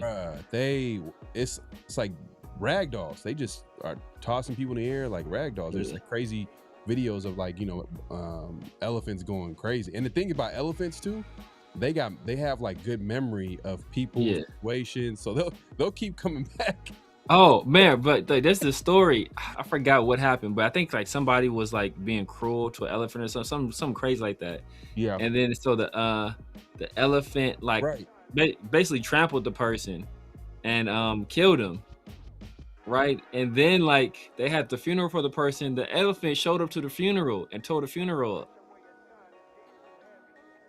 Oh, hey, bro. Real quick. Oh, my bad, Severe. But LS, is this true? Dang, that's crazy. Swear I can see to God. that. They get pretty close when they like you're in the Jeeps and stuff like that. You can get pretty close. No, like you ever see? I mean, I'll be watching some of these animal shows or whatever, and they'll show like gorillas, and like the people, they'll be right next to them, and there's a certain way. I know I would never do it. You got to have balls. I shout out to you, LS, for you to even have the heart to do that. No. But like they're actually like right next to them, and there's a way that you have to like, you got to basically like fall on the ground. Like they'll drag them. You ever see those? Like they'll be dragging them, and they have to basically stand still, like not move. So then to signify, you gotta like spread out. You gotta like spread out, put your head down, like no, not making any eye contact. Basically, like just like I submit. I don't want any problems with you. Right. Like they'll get, they get. But that's crazy, LS. Damn, gotta take everything. Me has never been the same. Yeah, damn. And gorillas is, man, that's crazy, bro. Woo. Yeah, you're not gonna catch me in any. The wildest animal you ever gonna see me with is a dog. that's the wildest animal you gonna see me with, bro. Hey man, I ain't going out there. I'm gonna have to put you on flag on the play, man. Put you on flag on the play. Yeah, bro. Yeah, we gonna need that. We gonna need that for the blooper reel. No, that's dope though. How did you feel, man? That's a crazy ass experience to be up close and personal with like a wild animal like that, and like, what can you do? You can't do nothing. You can't do a damn thing, bro. That's the thing. Like that animal could do whatever the hell it wants to you, bro. Ain't nobody there can stop it. That's. Damn, a silverback too. That's wild. Silverback is crazy. You ever seen it's like a video with a dude, and this dude is like, he got balls of steel, because like he's like holding a baby gorilla, and then like the male like basically charges him, and he like instantly just drops the baby, and it's like he stands there, and the male backs off. But I guess like he had been like around the gorillas, and like he had been like, like he had built a familiarity with them where they were comfortable enough with him around. But he saw the human with that baby, and he rolled up on him. He was about to do some Donkey Kong situation on it. He was about to do something vicious. He dropped the baby? He just dropped him. He just dropped him. He just dropped the baby. And it was like, hey. He just run? Like no, he just dropped it. It'd be funny if he ran though. He just dropped it. It was crazy that he didn't run. He just dropped it. He just dropped it, and it's like what? Dropped it. It was like and the gorilla like backed up. He just didn't want them holding them. Oh, the baby. It was like a baby gorilla. It was a baby gorilla. Yeah. Oh, okay. I see what you're saying. I thought it was a human baby. Oh, human baby. Oh, hell no. Yeah. It was like, he dropped the baby. Here you go, baby. Hey, just take it. Just take it. Just take it. Oh wow, that's yeah. I mean, that's a smart move for sure, man. But LS, man, hey, yeah, man, they tell you not to make eye contact and everything, bro. You're wild, bro. That's a crazy story. That's a crazy story, man, to be in. But I'm glad, hey, everything worked out, man. Silverbacks will bite you. Probably. I'm just thinking, when I think of a silverback, I'm thinking like if they ball up their fists and just one little, you're dead. You ever seen motherfuckers just like, you ever seen them like with coconuts, they'll just like punch a coconut and just break it? Like nothing. Because they say chimpanzees are on average 6 times stronger than man. A chimpanzee. Yeah. And they ain't that big, bro. But you ever seen them motherfuckers? No, they're chimpanzees like big though. They're big. But but I'm talking about like, you know, like silverback got like more mass to them. Yeah. But you ever see like a chimpanzee like shaved? It's just muscle. Just like just all muscle. It's just like crazy. Yeah. No, it's crazy. No, it's crazy. LS says apparently males can mistake you for a threat like you're trying to steal females. Damn. That's crazy, bro. That's wild, bro. You was trying to get at that gorilla. You was trying to get you trying to get you a little hey, let you know. Hey man. Usually we say a judgment-free zone over here, LS, but that's a little, you crossing the line, LS. You crossing the line. You have to let you know you'll never walk the same again. You'll never walk the same. Sack Count says I was camping in the mountains by myself and a 7-foot-tall black bear stood up on me about 10 feet away. Ever since then, I take my AK-47 with me. Damn, I feel you. Yeah, bro. I think, and what's crazy is that, correct me if I'm wrong about this, because grizzly bears are like, they're less violent. Black bears are more violent, and they eat people, and they eat people a lot. They eat their prey a lot. I might be mixing up the two, but black bears are the more aggressive ones. Like grizzlies are not really aggressive. Black bears are more aggressive, and they eat the prey a lot. I don't know. Correct me if I'm wrong on that. If I'm wrong on that, Sack Town. I might have it flipped, but I want to say black bears are the more dangerous. I've seen people chase off black bears though. Black bears are grizzlies. But grizzlies, man, I'm not them. That's like, bro, that's got to be the most intimidating experience, bro. Is just seeing a grizzly bear in person. Like their claws, like their whole paw is like, man, it's pretty much knives. Yes, and even if you have, like, they even say like even having a gun is not really like gonna, because they're gonna move so fast that you're not even gonna be able to like react quick enough. You're gonna. What do they? I think there's something that you would have to have. It's called something. It's like a spray. The bear spray. Yeah. It's like bear mace. Like bear mace. Yeah, something like that. I was like, bro, a bear gonna kill you before. Like I'll deal with this burning sensation later after I kill you. I know, man. I know. EJ Williams, Reese Rock talking about EJ Williams. Yeah, wide receiver. Yeah, I mean, we'll see. I mean, to me, he probably gonna be like a practice squad. Yeah. Guy. I mean, but if he's able to make an impression, I mean, like he kind of does have like some size, maybe. Yeah. A little bit athletic. Yeah, some of the skill sets we don't really have in terms of like 50-50 guy. Oh yeah. Money check. You spot on. Polar bears are the most aggressive for sure. Yeah, by far. Yeah, by far. Yeah, by far. Yeah, LS. I thought. Me too, bro. Me too. They're huge.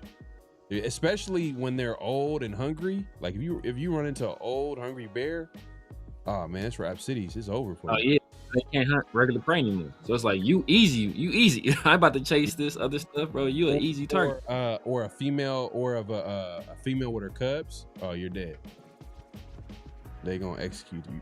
It's done. You're done. Polar bears are the ones who don't want to mess with you. You would catch me. And you wouldn't catch me in the cold anyway. Yeah, that's true. Polar bears are crazy, bro. Yeah, man. But look, we went on a little tangent about, Mother Nature and animals, you know what I mean? Like, it's all good. It's good conversation, but we appreciate everybody coming through. Make sure to click in, hit that like button, hit that subscribe button, hit that notification, but we're not done yet. We're going to get into notable quotables. This is where we play a quote. You guys react to it as well as us, and we have a conversation about it. Oh, okay. Reese Rock is kind of co-signing what you're saying. He says black bears attack more. I've seen black bears just like pull up a lot in a lot of people's property and stuff like that. Like property, I've heard stories where people go into a place of businesses and like just grab snacks, food, and just cut. Yeah, exactly. Like, you know what I mean? Like they're all around. Like you would see, like, let's say I don't know, like a raccoon or something like that. Like that's how common they are in certain areas. That's crazy.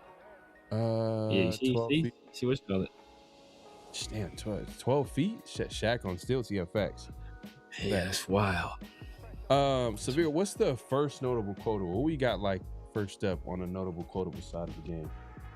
First notable quotable, we got Dougie Fresh, Doug Peterson.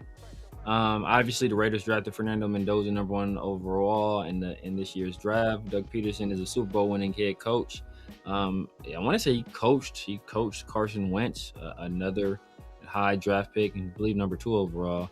Yeah. In that year's draft, and he knows a little bit about what to, or maybe not a little bit what not to do, but knows he's been in a situation where he's had to deal with a young QB that got drafted high before, and he kind of gives his thoughts on what he feels the Raiders should do with Fernando Mendoza.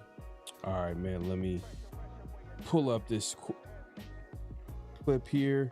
Damn, they got this on slow motion. People are ruthless.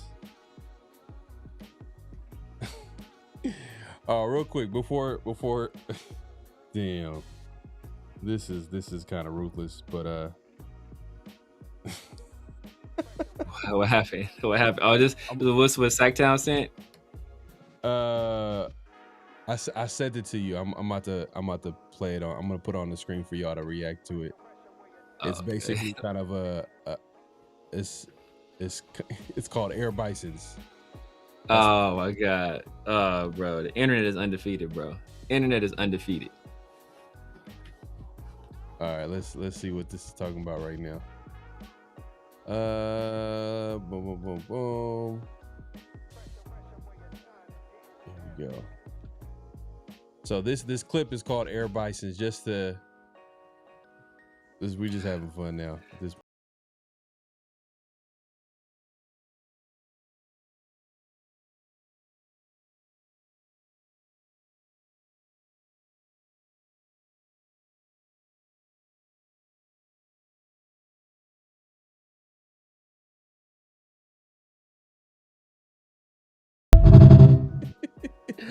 Oh my God.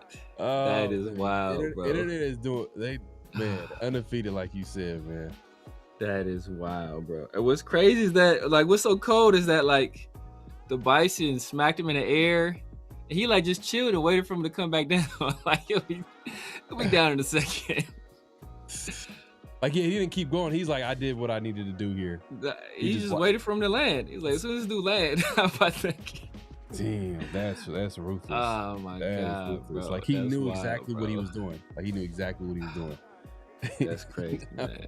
That is crazy, my God. That is. And, hey. I hope that dude's okay, man. Cause like I want to say the #1 killer for like people over like the age of 6 or something like that is like falls. Like falls are fatal. But he got like bounced into the air. So I hope that dude's all right, man. Like he gonna have a good story to tell with his grandson. You know, he ain't gonna never go to the park again. Yeah, we joking around, but yeah, we want him to be like, we don't want be eating bison burgers for the rest of his days, bro. Like, give me the bison burger. You know what? Hey, they say bison burger. Like, hey, I think is it bison? Is it bison meat that they say, or elk? Is it elk? But like someone swear, like people be swearing by it. Like they'll say like it's like super meat, like it's super. I've never had elk before. I've had bison before. I've never had elk before. Yeah, either bison or elk. Bison is like bison is like I was like gamey, I guess you would say. Like the taste of it tastes like it's a different taste to it than beef. Mm-hmm. But yeah, going back to that clip, when that was a crazy viral clip. We're gonna do that more. We gotta add a little bit of fun sometimes, man. We're gonna be serious all the time. But yeah, going back to the clip, Doug Peterson had his thoughts on Mendoza starting the season, or Kirk Cousins kind of starting the season. So he had his thoughts on it. About to pull up the clip here in just a second. Here we go. Oh, damn, what the hell? I want to talk about this quarterback situation even more so with you because, you know, we talked about 2016, 2017 with the Eagles and Carson Wentz, and that was someone that you let play, or that did play right away. What is the benefit to that in your eyes versus learning behind a guy like Kirk Cousins? Where do you stand on that situation? Yeah, it was interesting because in 2016, Sam Bradford was still on our roster in Philadelphia, and we ended up trading him to Minnesota that year. I brought in Chase Daniel, a veteran who I coached in Kansas City when I was the offensive coordinator in Kansas City to be behind Carson Wentz. And we went into that season, when I say we, myself, you know, Howie Roseman, the offensive staff, Frank Reich was there with me, saying, listen, let's get this guy out there. Again, this is your point. Let's get this guy out there week one. Let's start having our growing pains week one. Let's not prolong it into October, November, or later in the season when maybe the season's over. Let's get him out there now. Let's get him working with the guys that he's going to be working with, right? Making the calls at the offensive line, getting Ashton Jeanty the ball. I think Clint Kubiak's system is going to allow for that, you know, with the play action pass, the run game, all these things that helped Seattle win a championship last year. But let's get Fernando on the field. I think it's very beneficial. I remember having a conversation with Coach McDermott when he drafted Josh Allen, and he called me and he says, Doug, what do you think? Well, how did you handle Carson Wentz? And I said, if you think that Josh Allen is your guy, you need to get him out there week one. And he did that. He got him out there week one. There were a lot of growing pains in that first year and maybe those first couple of years. But you know what? They weathered that storm, and now look where Buffalo is. So I think you put him on the field day one. I think Kirk Cousins is a solid number two that you can rely on at any particular time. And I think he's a great mentor, you know, for Fernando. So I think this is a win-win, I think, at quarterback, you know. Look, all right. I hear what Doug Peterson is saying, and I don't have no problem with what he's saying. I think the Raiders are in a good position. I think both standpoints are valid in that you got one side that is on the Doug Peterson side saying that, you know, hey, let's get this growing pains out the way. Let's go ahead and just start your rookie quarterback, coach him up, let him go through situations, give him as much time to like figure this out so that he can be the guy moving forward. I get that standpoint, but also I also understand the other side to it is, well, the Raiders still need to figure things out on offense. They still need to solidify that offensive line. They need to know that who the starting five is, and then also have a little bit of consistency there. On top of that, Mendoza has to show you, is he ready to go out there? You know what I mean? At least to do what the coaches are asking him to do on the game plan that week, which might not be a lot because he's a young rookie quarterback. They're going to just give him more and more each and every week. So you can understand a big component of this is that the Raiders need to run the ball, right? They need to run the football. That also needs to be a big part of, do you want to put Mendoza out there? Because like if the Raiders can't run the football, then there's going to be a whole lot of pressure to pass the football. And now you put a lot of pressure on a young quarterback and you don't want to ruin his confidence early. So I get it. Like offensive line, running game, is Mendoza ready? Let's not just force it. Let's put a guy like a veteran, a seasoned vet like Kirk Cousins. He's able to handle this, you know, situations like this. And then once everything's solidified, that Raider season is really not gonna be. Most likely, it's probably not gonna be a playoff-worthy season, but could be an opportunity to develop. At some point, you probably put in Mendoza. I get that standpoint, but then I see what he's saying. Like, hey, look. If the Raiders, to me, if they figure out like, hey, Mendoza is that dude, like we need to get, like he can start right now, then I don't see no problem with that. Like if he's clearly better than Cousins, like if he wins the job outright, like if the players are like if the players in the building are like Mendoza is that dude, like we want to, if he has the locker room, then yeah, like put Mendoza out there. What are we doing here? So I think both standpoints are valid, and I just think that the Raiders should just handle it like as they go along with training camp and the competition and seeing how everything around the team goes, and then like if they if they by the end of training camp, if they still have questions, then I think they should lean towards starting Cousins. Yeah, I mean, if Mendoza is clearly the better player, and he's clearly shown that he can handle the NFL game and find some success, and he's shown the kind of leadership traits and personality traits that will allow him to be able to deal with some of the adversity that he is bound to deal with early on in his career. It could be some Bison old man situations in that backfield, when we playing Nick Benito, and we got the Rams on the schedule, and we got Nick Bosa and all those boys on the schedule, and so it could get rough for him back there. But if you think he can deal with that, and it won't be a detriment to his long-term development, then go ahead and do that.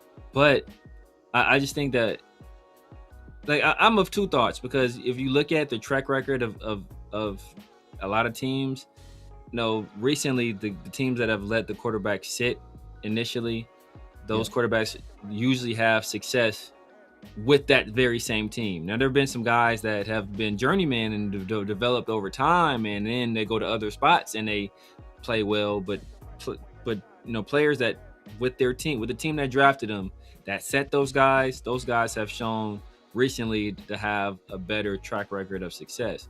But then there's also the situation where, like when I used to work in real estate, there was a saying we had where, like, you can't say the wrong thing to the right person.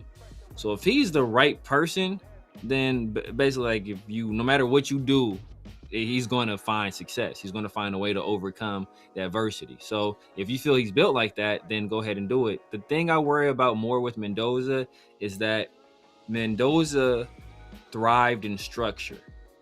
So he was in a very structured environment with Indiana and Kirk Cignetti, where they're a really well-coached team, a really good regimen. People around him were mature adults, a very high-level coaching staff. And while the talent wasn't at that level, those guys were just super disciplined, super organized. And you put him in the NFL, where he's not going to have that same level of structure early on. Not going to have the guys that are as well coached and as disciplined, and as compared to their counterparts as veteran, right? The team is, for the most part, it's a lot of youngish guys on this team. At Indiana, he had a very veteran team.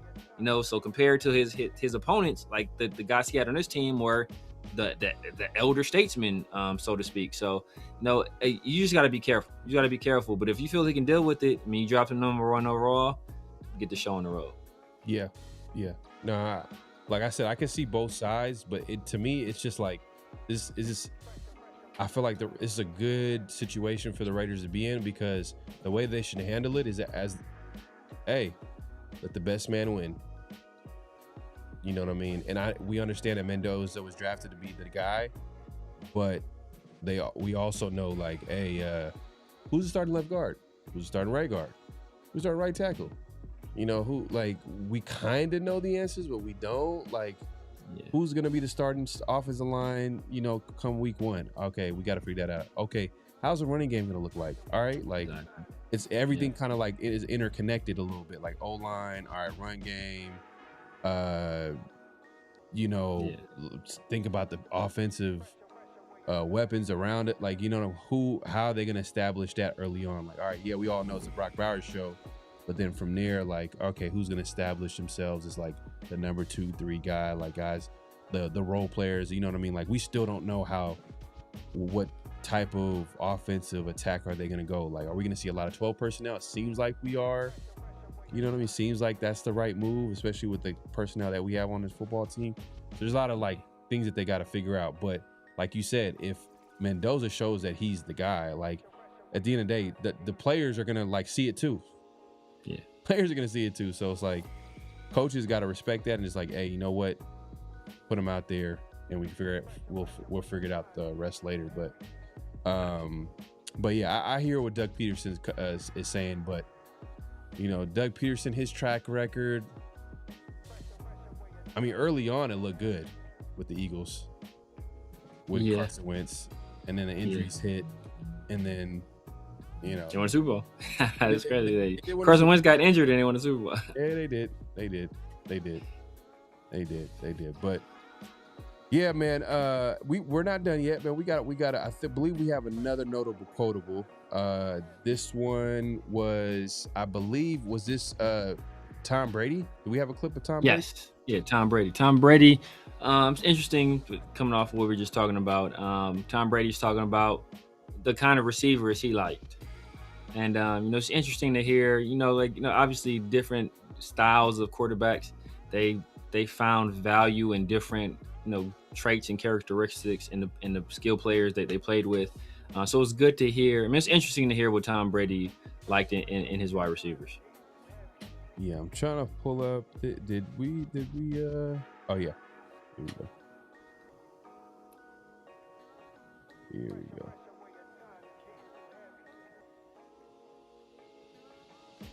Did we have the soundbite? I don't know if we have the soundbite. I thought you sent it on X. You sent it to me on X. Oh, I did have like a. What, is there something about that body type?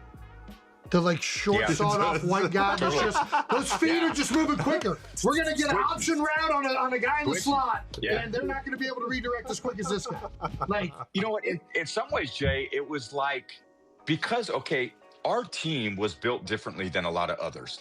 We didn't always have the highest paid players. In fact, when a lot of guys would have a chance to get free agent contracts, Bill would, trade those guys and let them get paid somewhere else. And then we'd have to replace them with lesser talented players. One position that's unique in the NFL is receiver. Yeah. Jamar Chase makes $40 million a year. T. Higgins makes 30. Tyreek Hill was making almost 30. We didn't have those players. So we had to find production from other areas, and slot receivers in the NFL don't get paid top dollar for receiver. So in a way, we paired this team kind of receiver group with some rookies and some, I would say, more role type players at receiver, because we had these inside players, I'll call them, that play tighter the formation that could still be very productive because they had great route trees and they were maybe not vertical speed as fast as vertical speed, but they had short area quickness. And that short area quickness is what the game's all about. I would argue, would you rather be fast or have great short area quickness? I'd rather have short area quickness. Yeah. Football is a game of quickness, not speed. Timing. We can be on the same time and get shit done more with that short area quickness and getting that showing color and getting open over the middle of the field, especially for the tight ends and the inside receivers. And Trav, you're 6'5", 250, 255, and you have twitchiness. Yeah. You had size, length, did have speed, and you did have, they couldn't arm tackle you, and you had twitchiness. Your footwork is more like a slot receiver than is a tight end. So there's a reason why you got open, a lot like Antonio Gates always did. Man, I was your game was probably a lot like him. 100%. Another Mac guy, doggone. All right. I hear what Tom Brady has to say about the receiver position. But please, I do not want him evaluating receivers coming out the draft. I'm kind of giving a little bit of a side eye to not Telesco, but Spy Tech a little bit. Jack Mish. What I mean? Not they aren't. Some of these receivers. I'm not I'm still waiting and seeing how they develop. Obviously, they're still there. This is a rebuild, so not everything's gonna be addressed all at once. But man, what I get that Tom Brady this is why I don't want to happen. I don't want him trying to replicate what happened in a very specific situation in New England. That is the problem that a lot of these former, coaches under, Belichick, they're trying to replicate the Patriot way, and it just doesn't work. You know what I mean? Another way of something not working is trying to replicate something that I get it. You can probably find ways to be, and in this year's Raiders team might be an example of that. They don't have the greatest wide receivers that maybe they can find some roles. We got a great tight end in Brock Bowers, so maybe they can make it work. But I do think that you need some talent at the end of the day. Like, you got to get some talent in there, and eventually that's going to happen over time.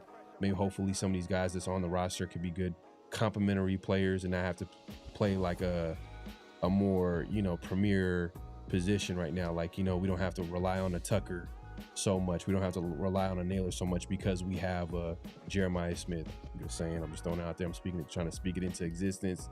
But whatever, fill in the blank, top receiver. You guys picking top 5, you're saying? Yeah, right. But yeah, like I get what he's trying to say about, you know, you don't want a fast receiver. You want a guy that's, you know, that's quicker than fast. But tell that to Kubiak. Kubiak has his version of it. Like, he wants speed too. He wants quickness, but he wants speed too. You know what I mean? You talked about Shaheed. Who's the Shaheed on this team? You kind of said, hey, Tucker could be that Shaheed, right? So, look, I would say I hear you, Tom, but I'm also looking at it like, please, like, stay in your lane, commentate games.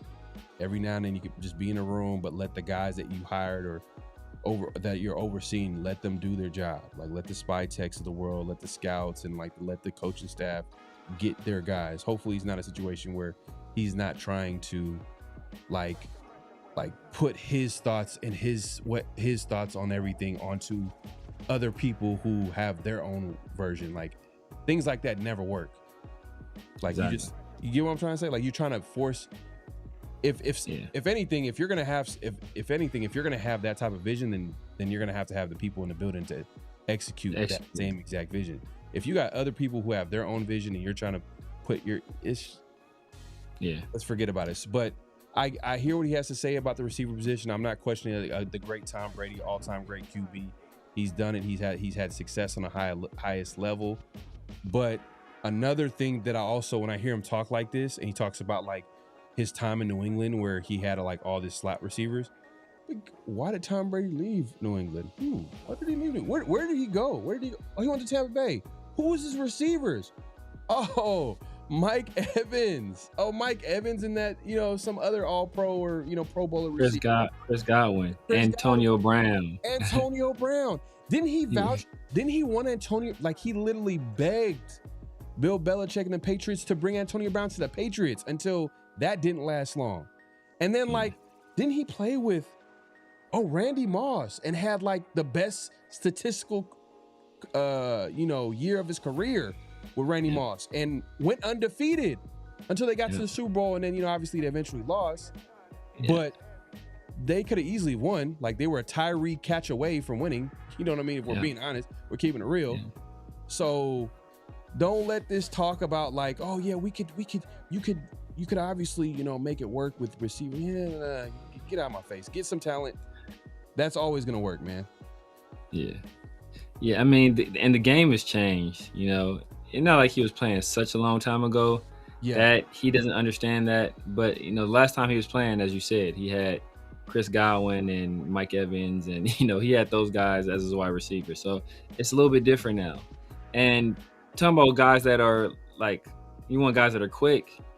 Well, we drafted Jack Besh. He's not particularly quick or fast. We drafted Dante Thornton. He's fast, but he's not quick. Like, so like we don't. The only guys on the roster that really kind of fit that role is kind of a, you know, Trey Tucker and a Jalen Naylor. So maybe that's kind of what, I don't know if that's what you know, Kubiak is kind of hedging towards, but man, you know, hey man, you know. But so the wide receivers is going to be a work in progress. You know, obviously that's going to probably be the number one thing we target next year. You threw the name Jeremiah Smith out. That would be fantastic.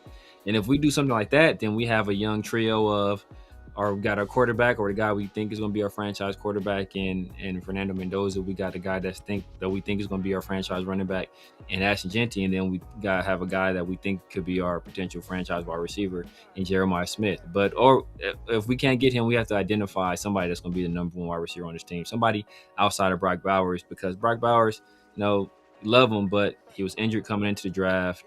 Got a little nicked up year one, got hurt last year.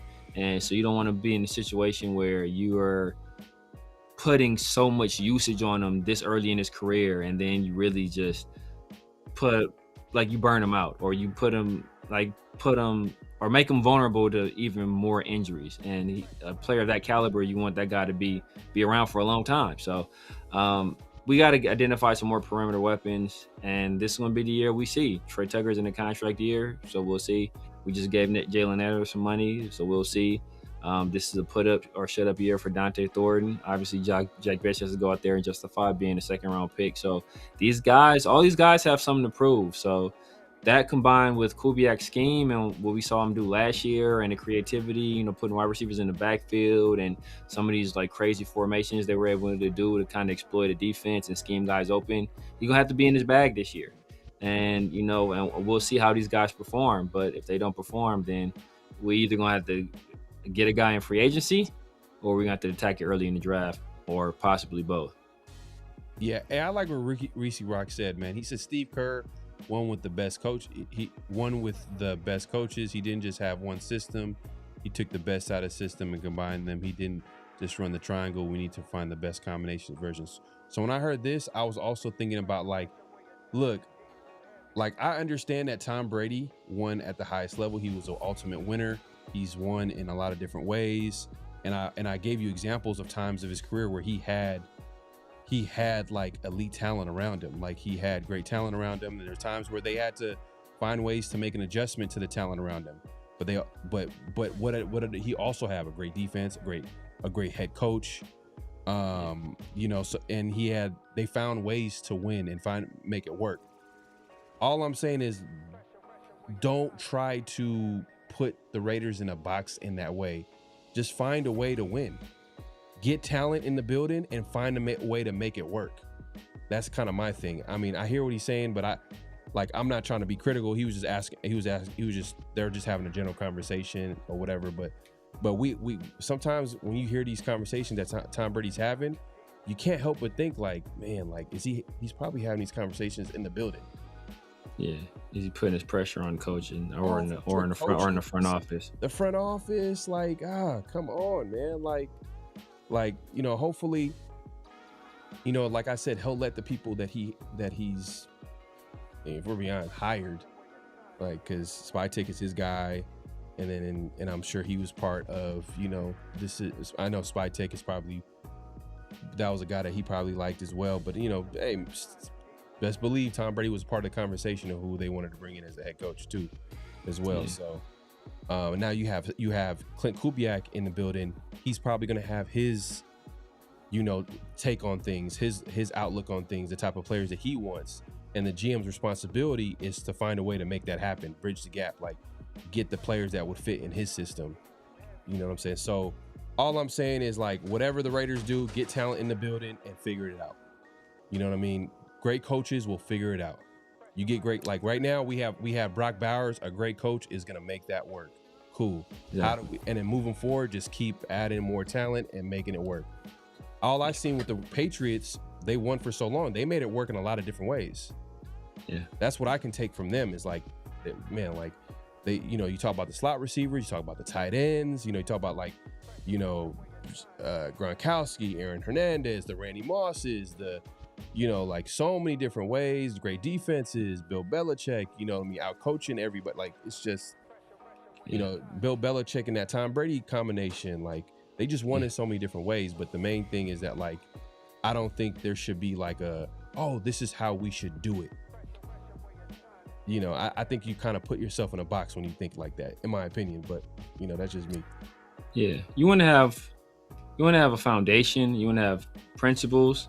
But you also want to you don't want to be so rigid in those that you can't adapt. And, that's where it's kind of hard to find that balance.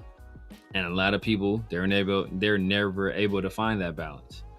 So, it's all about being adaptable. And I've said before, you evolve or you die in this league. If you can't make the necessary changes, then, you're going to go extinct. Yeah. Shout out to Pete Carroll.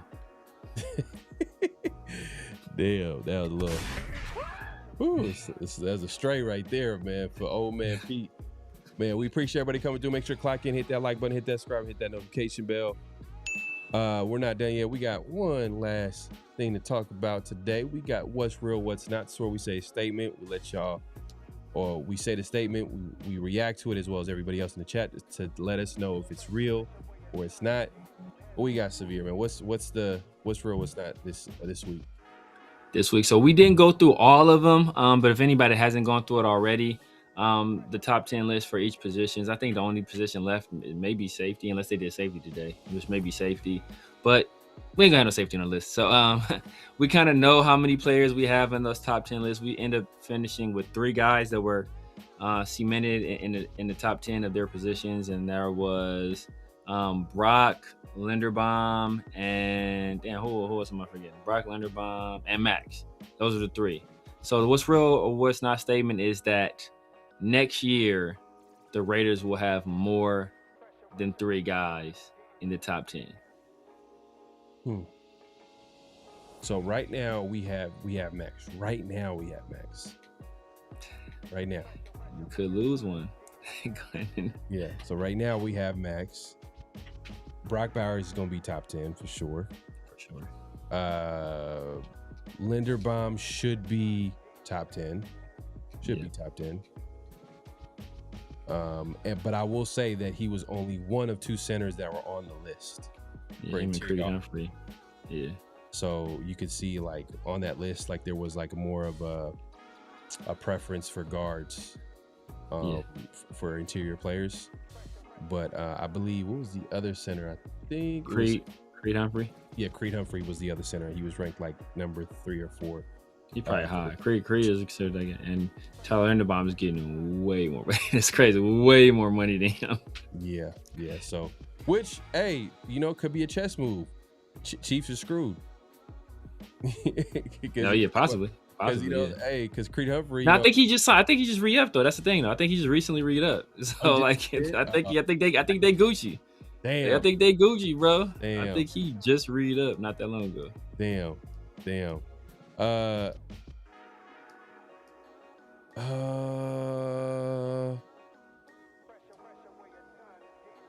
Oh, good, DK, man. Appreciate you coming through and show you. Hey, man, appreciate you coming through, man. Salute to you, DK, for coming through. Sacktown says real. Ellis says not real.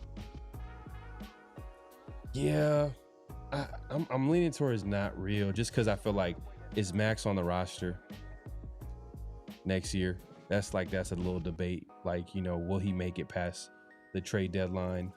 You know what I mean? Will an NFC team or whatever team be super aggressive to like, all right, if Max is killing it and the Raiders are not really winning games early on, you could see like maybe the Raiders kind of being open, like, all right, you know what? Let's just be open-minded here and listen to like the deals. Because at one point they shut it down because I'm sure they heard some of these deals. They're like, everybody's lowballing right now. So we'll just like, put a little nail in the coffin right now.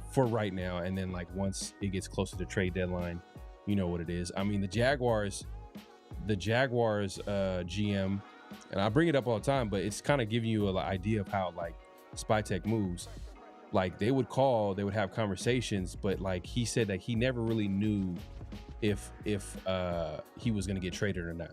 And I'm referring to the wide receiver last year, Kobe Myers, until the very last minute, where they're like, oh, okay, we're willing to make a deal, and they made that deal right there and then.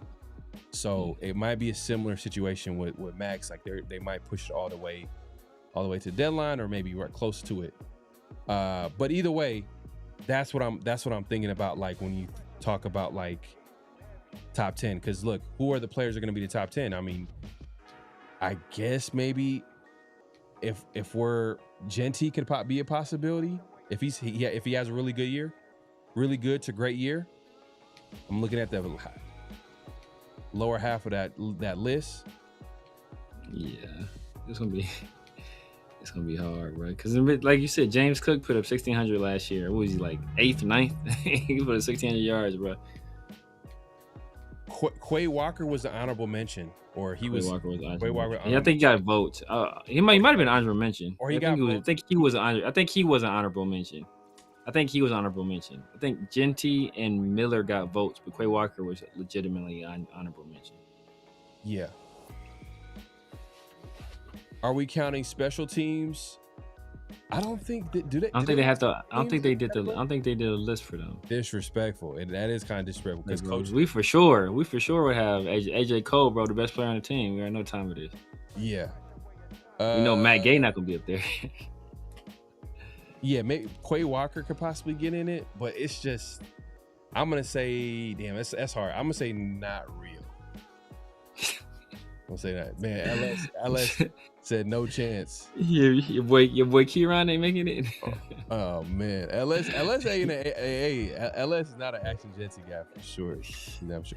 If he's serving, LS, if he's serving, then like, it's what is there to say that he wouldn't be a possibility in that top 10? If he's killing, if he's having a great year, yeah, he had to kill, but. Cause look, let's we didn't even go through real quick. We didn't even go through like, maybe we'll probably do this like later in the week.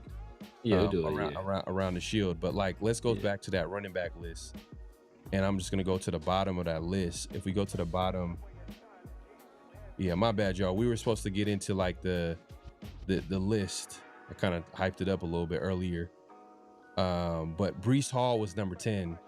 And Kenneth Walker was number 9, Super Bowl MVP. And Kenneth Walker was in whose offense? Oh, that Clint Kubiak guy. You guys know him. Yeah. So Kubiak, Kenneth Walker shouldn't be up there though. Kyron Williams should be up there. And Kyron Williams, I think, was an honorable mention. Josh Jacobs, if he has a bounce back year, he'll probably be up there. He wasn't even in the top 10. Javonte Williams wasn't up there. Javonte Williams had a great season. He wasn't up there. So, there's some guys that should have been up there that weren't up there. Jeanty has to pass those guys too. Not even the guys that were already on the list, but the guys that didn't make the list. If he has a really good to great year, I think he has a possibility to get into that top 10. Yeah. Because if Breece and name recognition too. It's like that's the thing. Like we already know, like this stuff is. Does it go by who's the better player? Yes, but some of this is like name recognition too. I don't know. Look. All right, look. Bijan Robinson, I get it, name, but come on, Bijan was. Yeah, it's hard to argue him. Gibbs, number 2, hard to argue there. Saquon, number 3, even after a down year, they still nah, this dude is still a beast. McCaffrey, 4, like they got the names, but the talent is I can't really. Jonathan Taylor, you could argue like he was playing like the best back in the league at some points in the season last year. Derrick Henry, the ageless wonder. I'm James Cook. Davion A-Chain, I can't get mad. And then once you get to 9 and 10, that's when it's like, all right. Breece Hall is a dog, but Kenneth Walker shouldn't be up there. Kenneth Walker, that's one that's for sure like recency. Like they looked at what he did in the playoffs, so they're giving him some love for that. But over the course of the year, he wasn't that great. I think Zach Charbonnet had like twice as many touchdowns as he had on the year too. Kenneth Walker can't catch the ball either. So like I said, I would put Javonte Williams be up there higher than him. Kyron Williams be higher than him. Josh Jacobs higher than him. Who I'm trying to think who else. Bucky Irvin, if he stays healthy, he gonna be higher than him. It's like a few guys that's gonna be up there. That's gonna be in contention. Obviously, if Jeanty puts his hat in the race as well, name recognition is gonna help. Because they asking these people questions, they think like, who's some good backs? Oh, damn. Because how they fill it out is they put them in order. So when you think about it, you go, okay. Oh man, Jeanty, you had a good year. I'm gonna put Jeanty up there. That's me. So name recognition is gonna help. So a total of 5. You're saying a total of 5 people that can show up on the top 10 list. Is that what you're saying? At least 5. And that's the thing about. I didn't even put CTE up there. It's CTE Scatterboo. I didn't talk about Quinshawn. I didn't talk about Travion. I didn't talk about Love, like Jeremiah Love. Like those guys, I'm not even mentioning those people. Those are just like the guys that were played last year, played well enough that I felt, had a chance to be up there. Right. It's not like a slam dunk, but like that's why I said like if he has a really good to great year, I think that's a good chance where he can sneak it into the top 10. Colt Miller, if he gets back to hit, Colt Miller, he received votes. We know he's like a fringe top 10 guy, you know what I mean? So if he gets back to being Mr. Dependable, guy that's gonna be there week in, week out and consistent, have a good year, I think he can sneak into that top 10 as well. Those are the only guys I think. Yeah, Quay, like Quay Walker, maybe. So I think it's it's like in the middle. It's like I'll say it's not real. Yeah, I'm leaning toward not real too. leaning toward not real too. I mean, you know, like the only guy with the outside chance of doing it, I think, is Jeanty. You know, you're hoping that Jeanty and the Kubiak offense just goes off for a big year. That's like the guy you're kind of hoping. But I don't know if how Kubiak is going to utilize him. If he's sharing carries with Mike Washington, that's going to make it that much harder. And if we have a pretty solid pass game with Brock doing his thing, playing well, then, you know, I think that's going to add a little bit more balance to the offense as well. Genty's not going to be top 10 in carries again, I don't believe. So I think that does make it a little bit more difficult, but I think he'll be more efficient on the carries he does have. But yeah, I don't know if he does it. I don't know if he does it. And that's the only guy I'm really taking seriously. Maybe Quay Walker. Like I said, maybe Quay Walker. The Kobe Dean, I don't know. If he stays healthy, potentially, maybe he can sneak his name up there, but I'm not betting on it. It'd have to be a rookie. You know, you'd have to be a guy that like comes out of nowhere, like a Treydon Stoops or Jermod McCoy. You're hoping, like, you know, if Jermod is healthy and he's able to be the guy that people thought he could be, does he sneak on the list? Is Treydon Stoops? Does he have like a Nick Emenwari, Cal Hamilton, Jalen Petrie type impact on his defense? If so, you know, maybe he can put his name in the hat. But and Colton Miller, like you said, obviously has to stay healthy.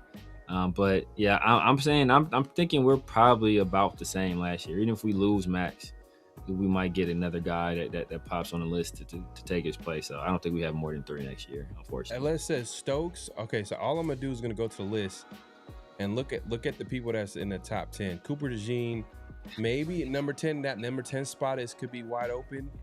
But think about think about like some of the guys, Jalen Johnson. You know, like guys like that probably deserve to be in there. There's a few other players over there that he would have to like jump to get to that 10 spot, because that number 9 spot is basic, because Cooper DeJean is going to be a safety, right? I think they're going to move him to safety full time. Number 9 is Sauce Gardner. You know what I mean? Like, ew. I don't know.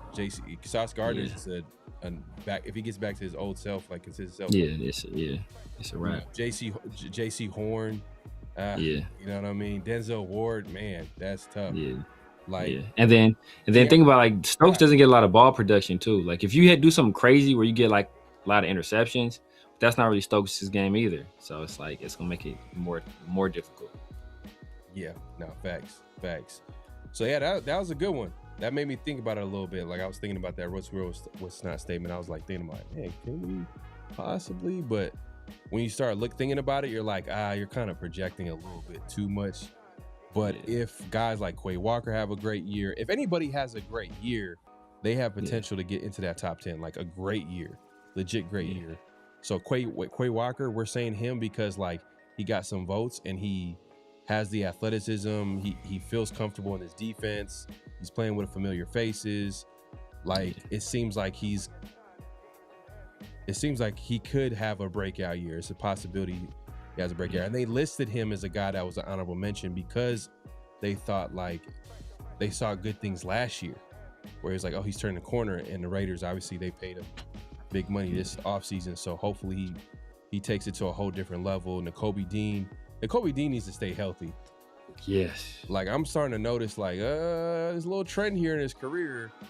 And I think, you know, they don't want to say too much because they don't have to, but he's been missing in the offseason, these offseason workouts. Hopefully he'll be ready for training camp. But that's a guy like, man, if he goes down, who's going to be the next guy up?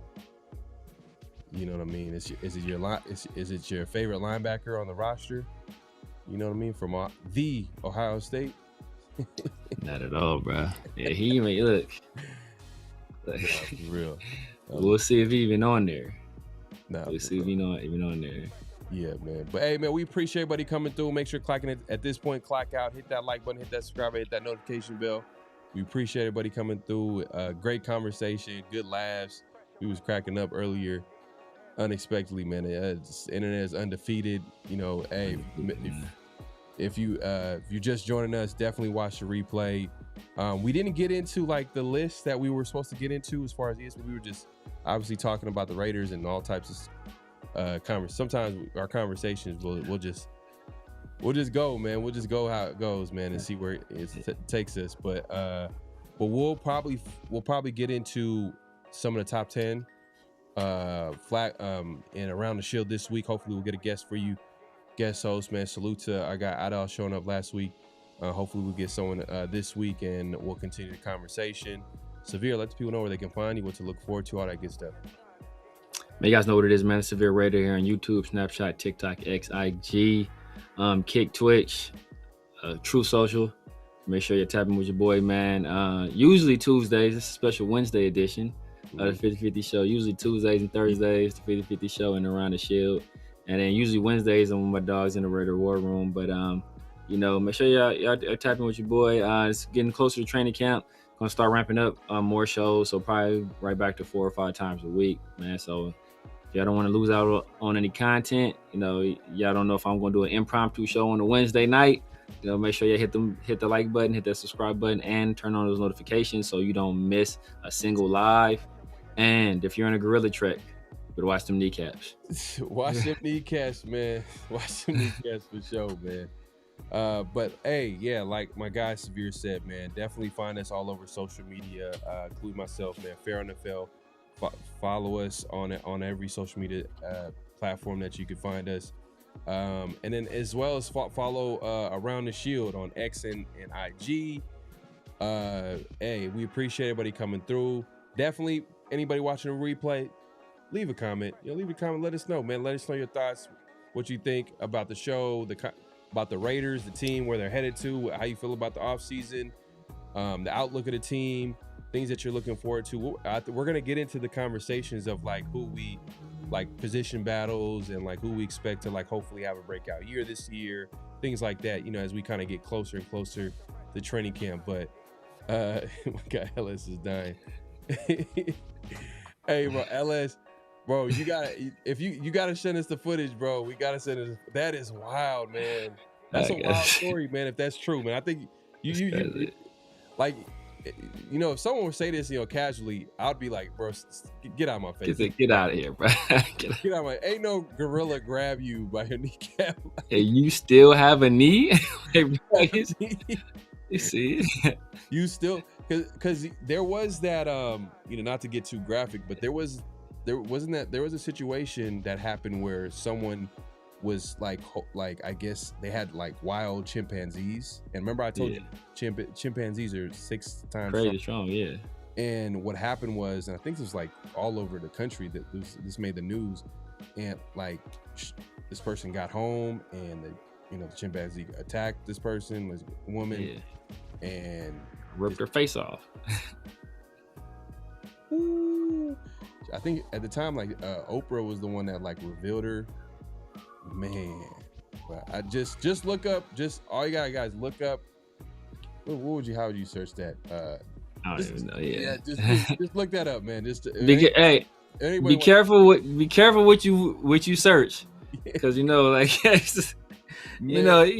that how the algorithm they're gonna be like black gang violence. It's like that's crazy. Oh, that's crazy, man. Nah, but hey, look, that's I'll shoot it through. All right, for sure, man. That's wild, man. That's a crazy story, man. I'm glad that you were able to make it out of that situation. Yeah, and chimps, you don't get close to them. Oh, bro, you can't get close to them.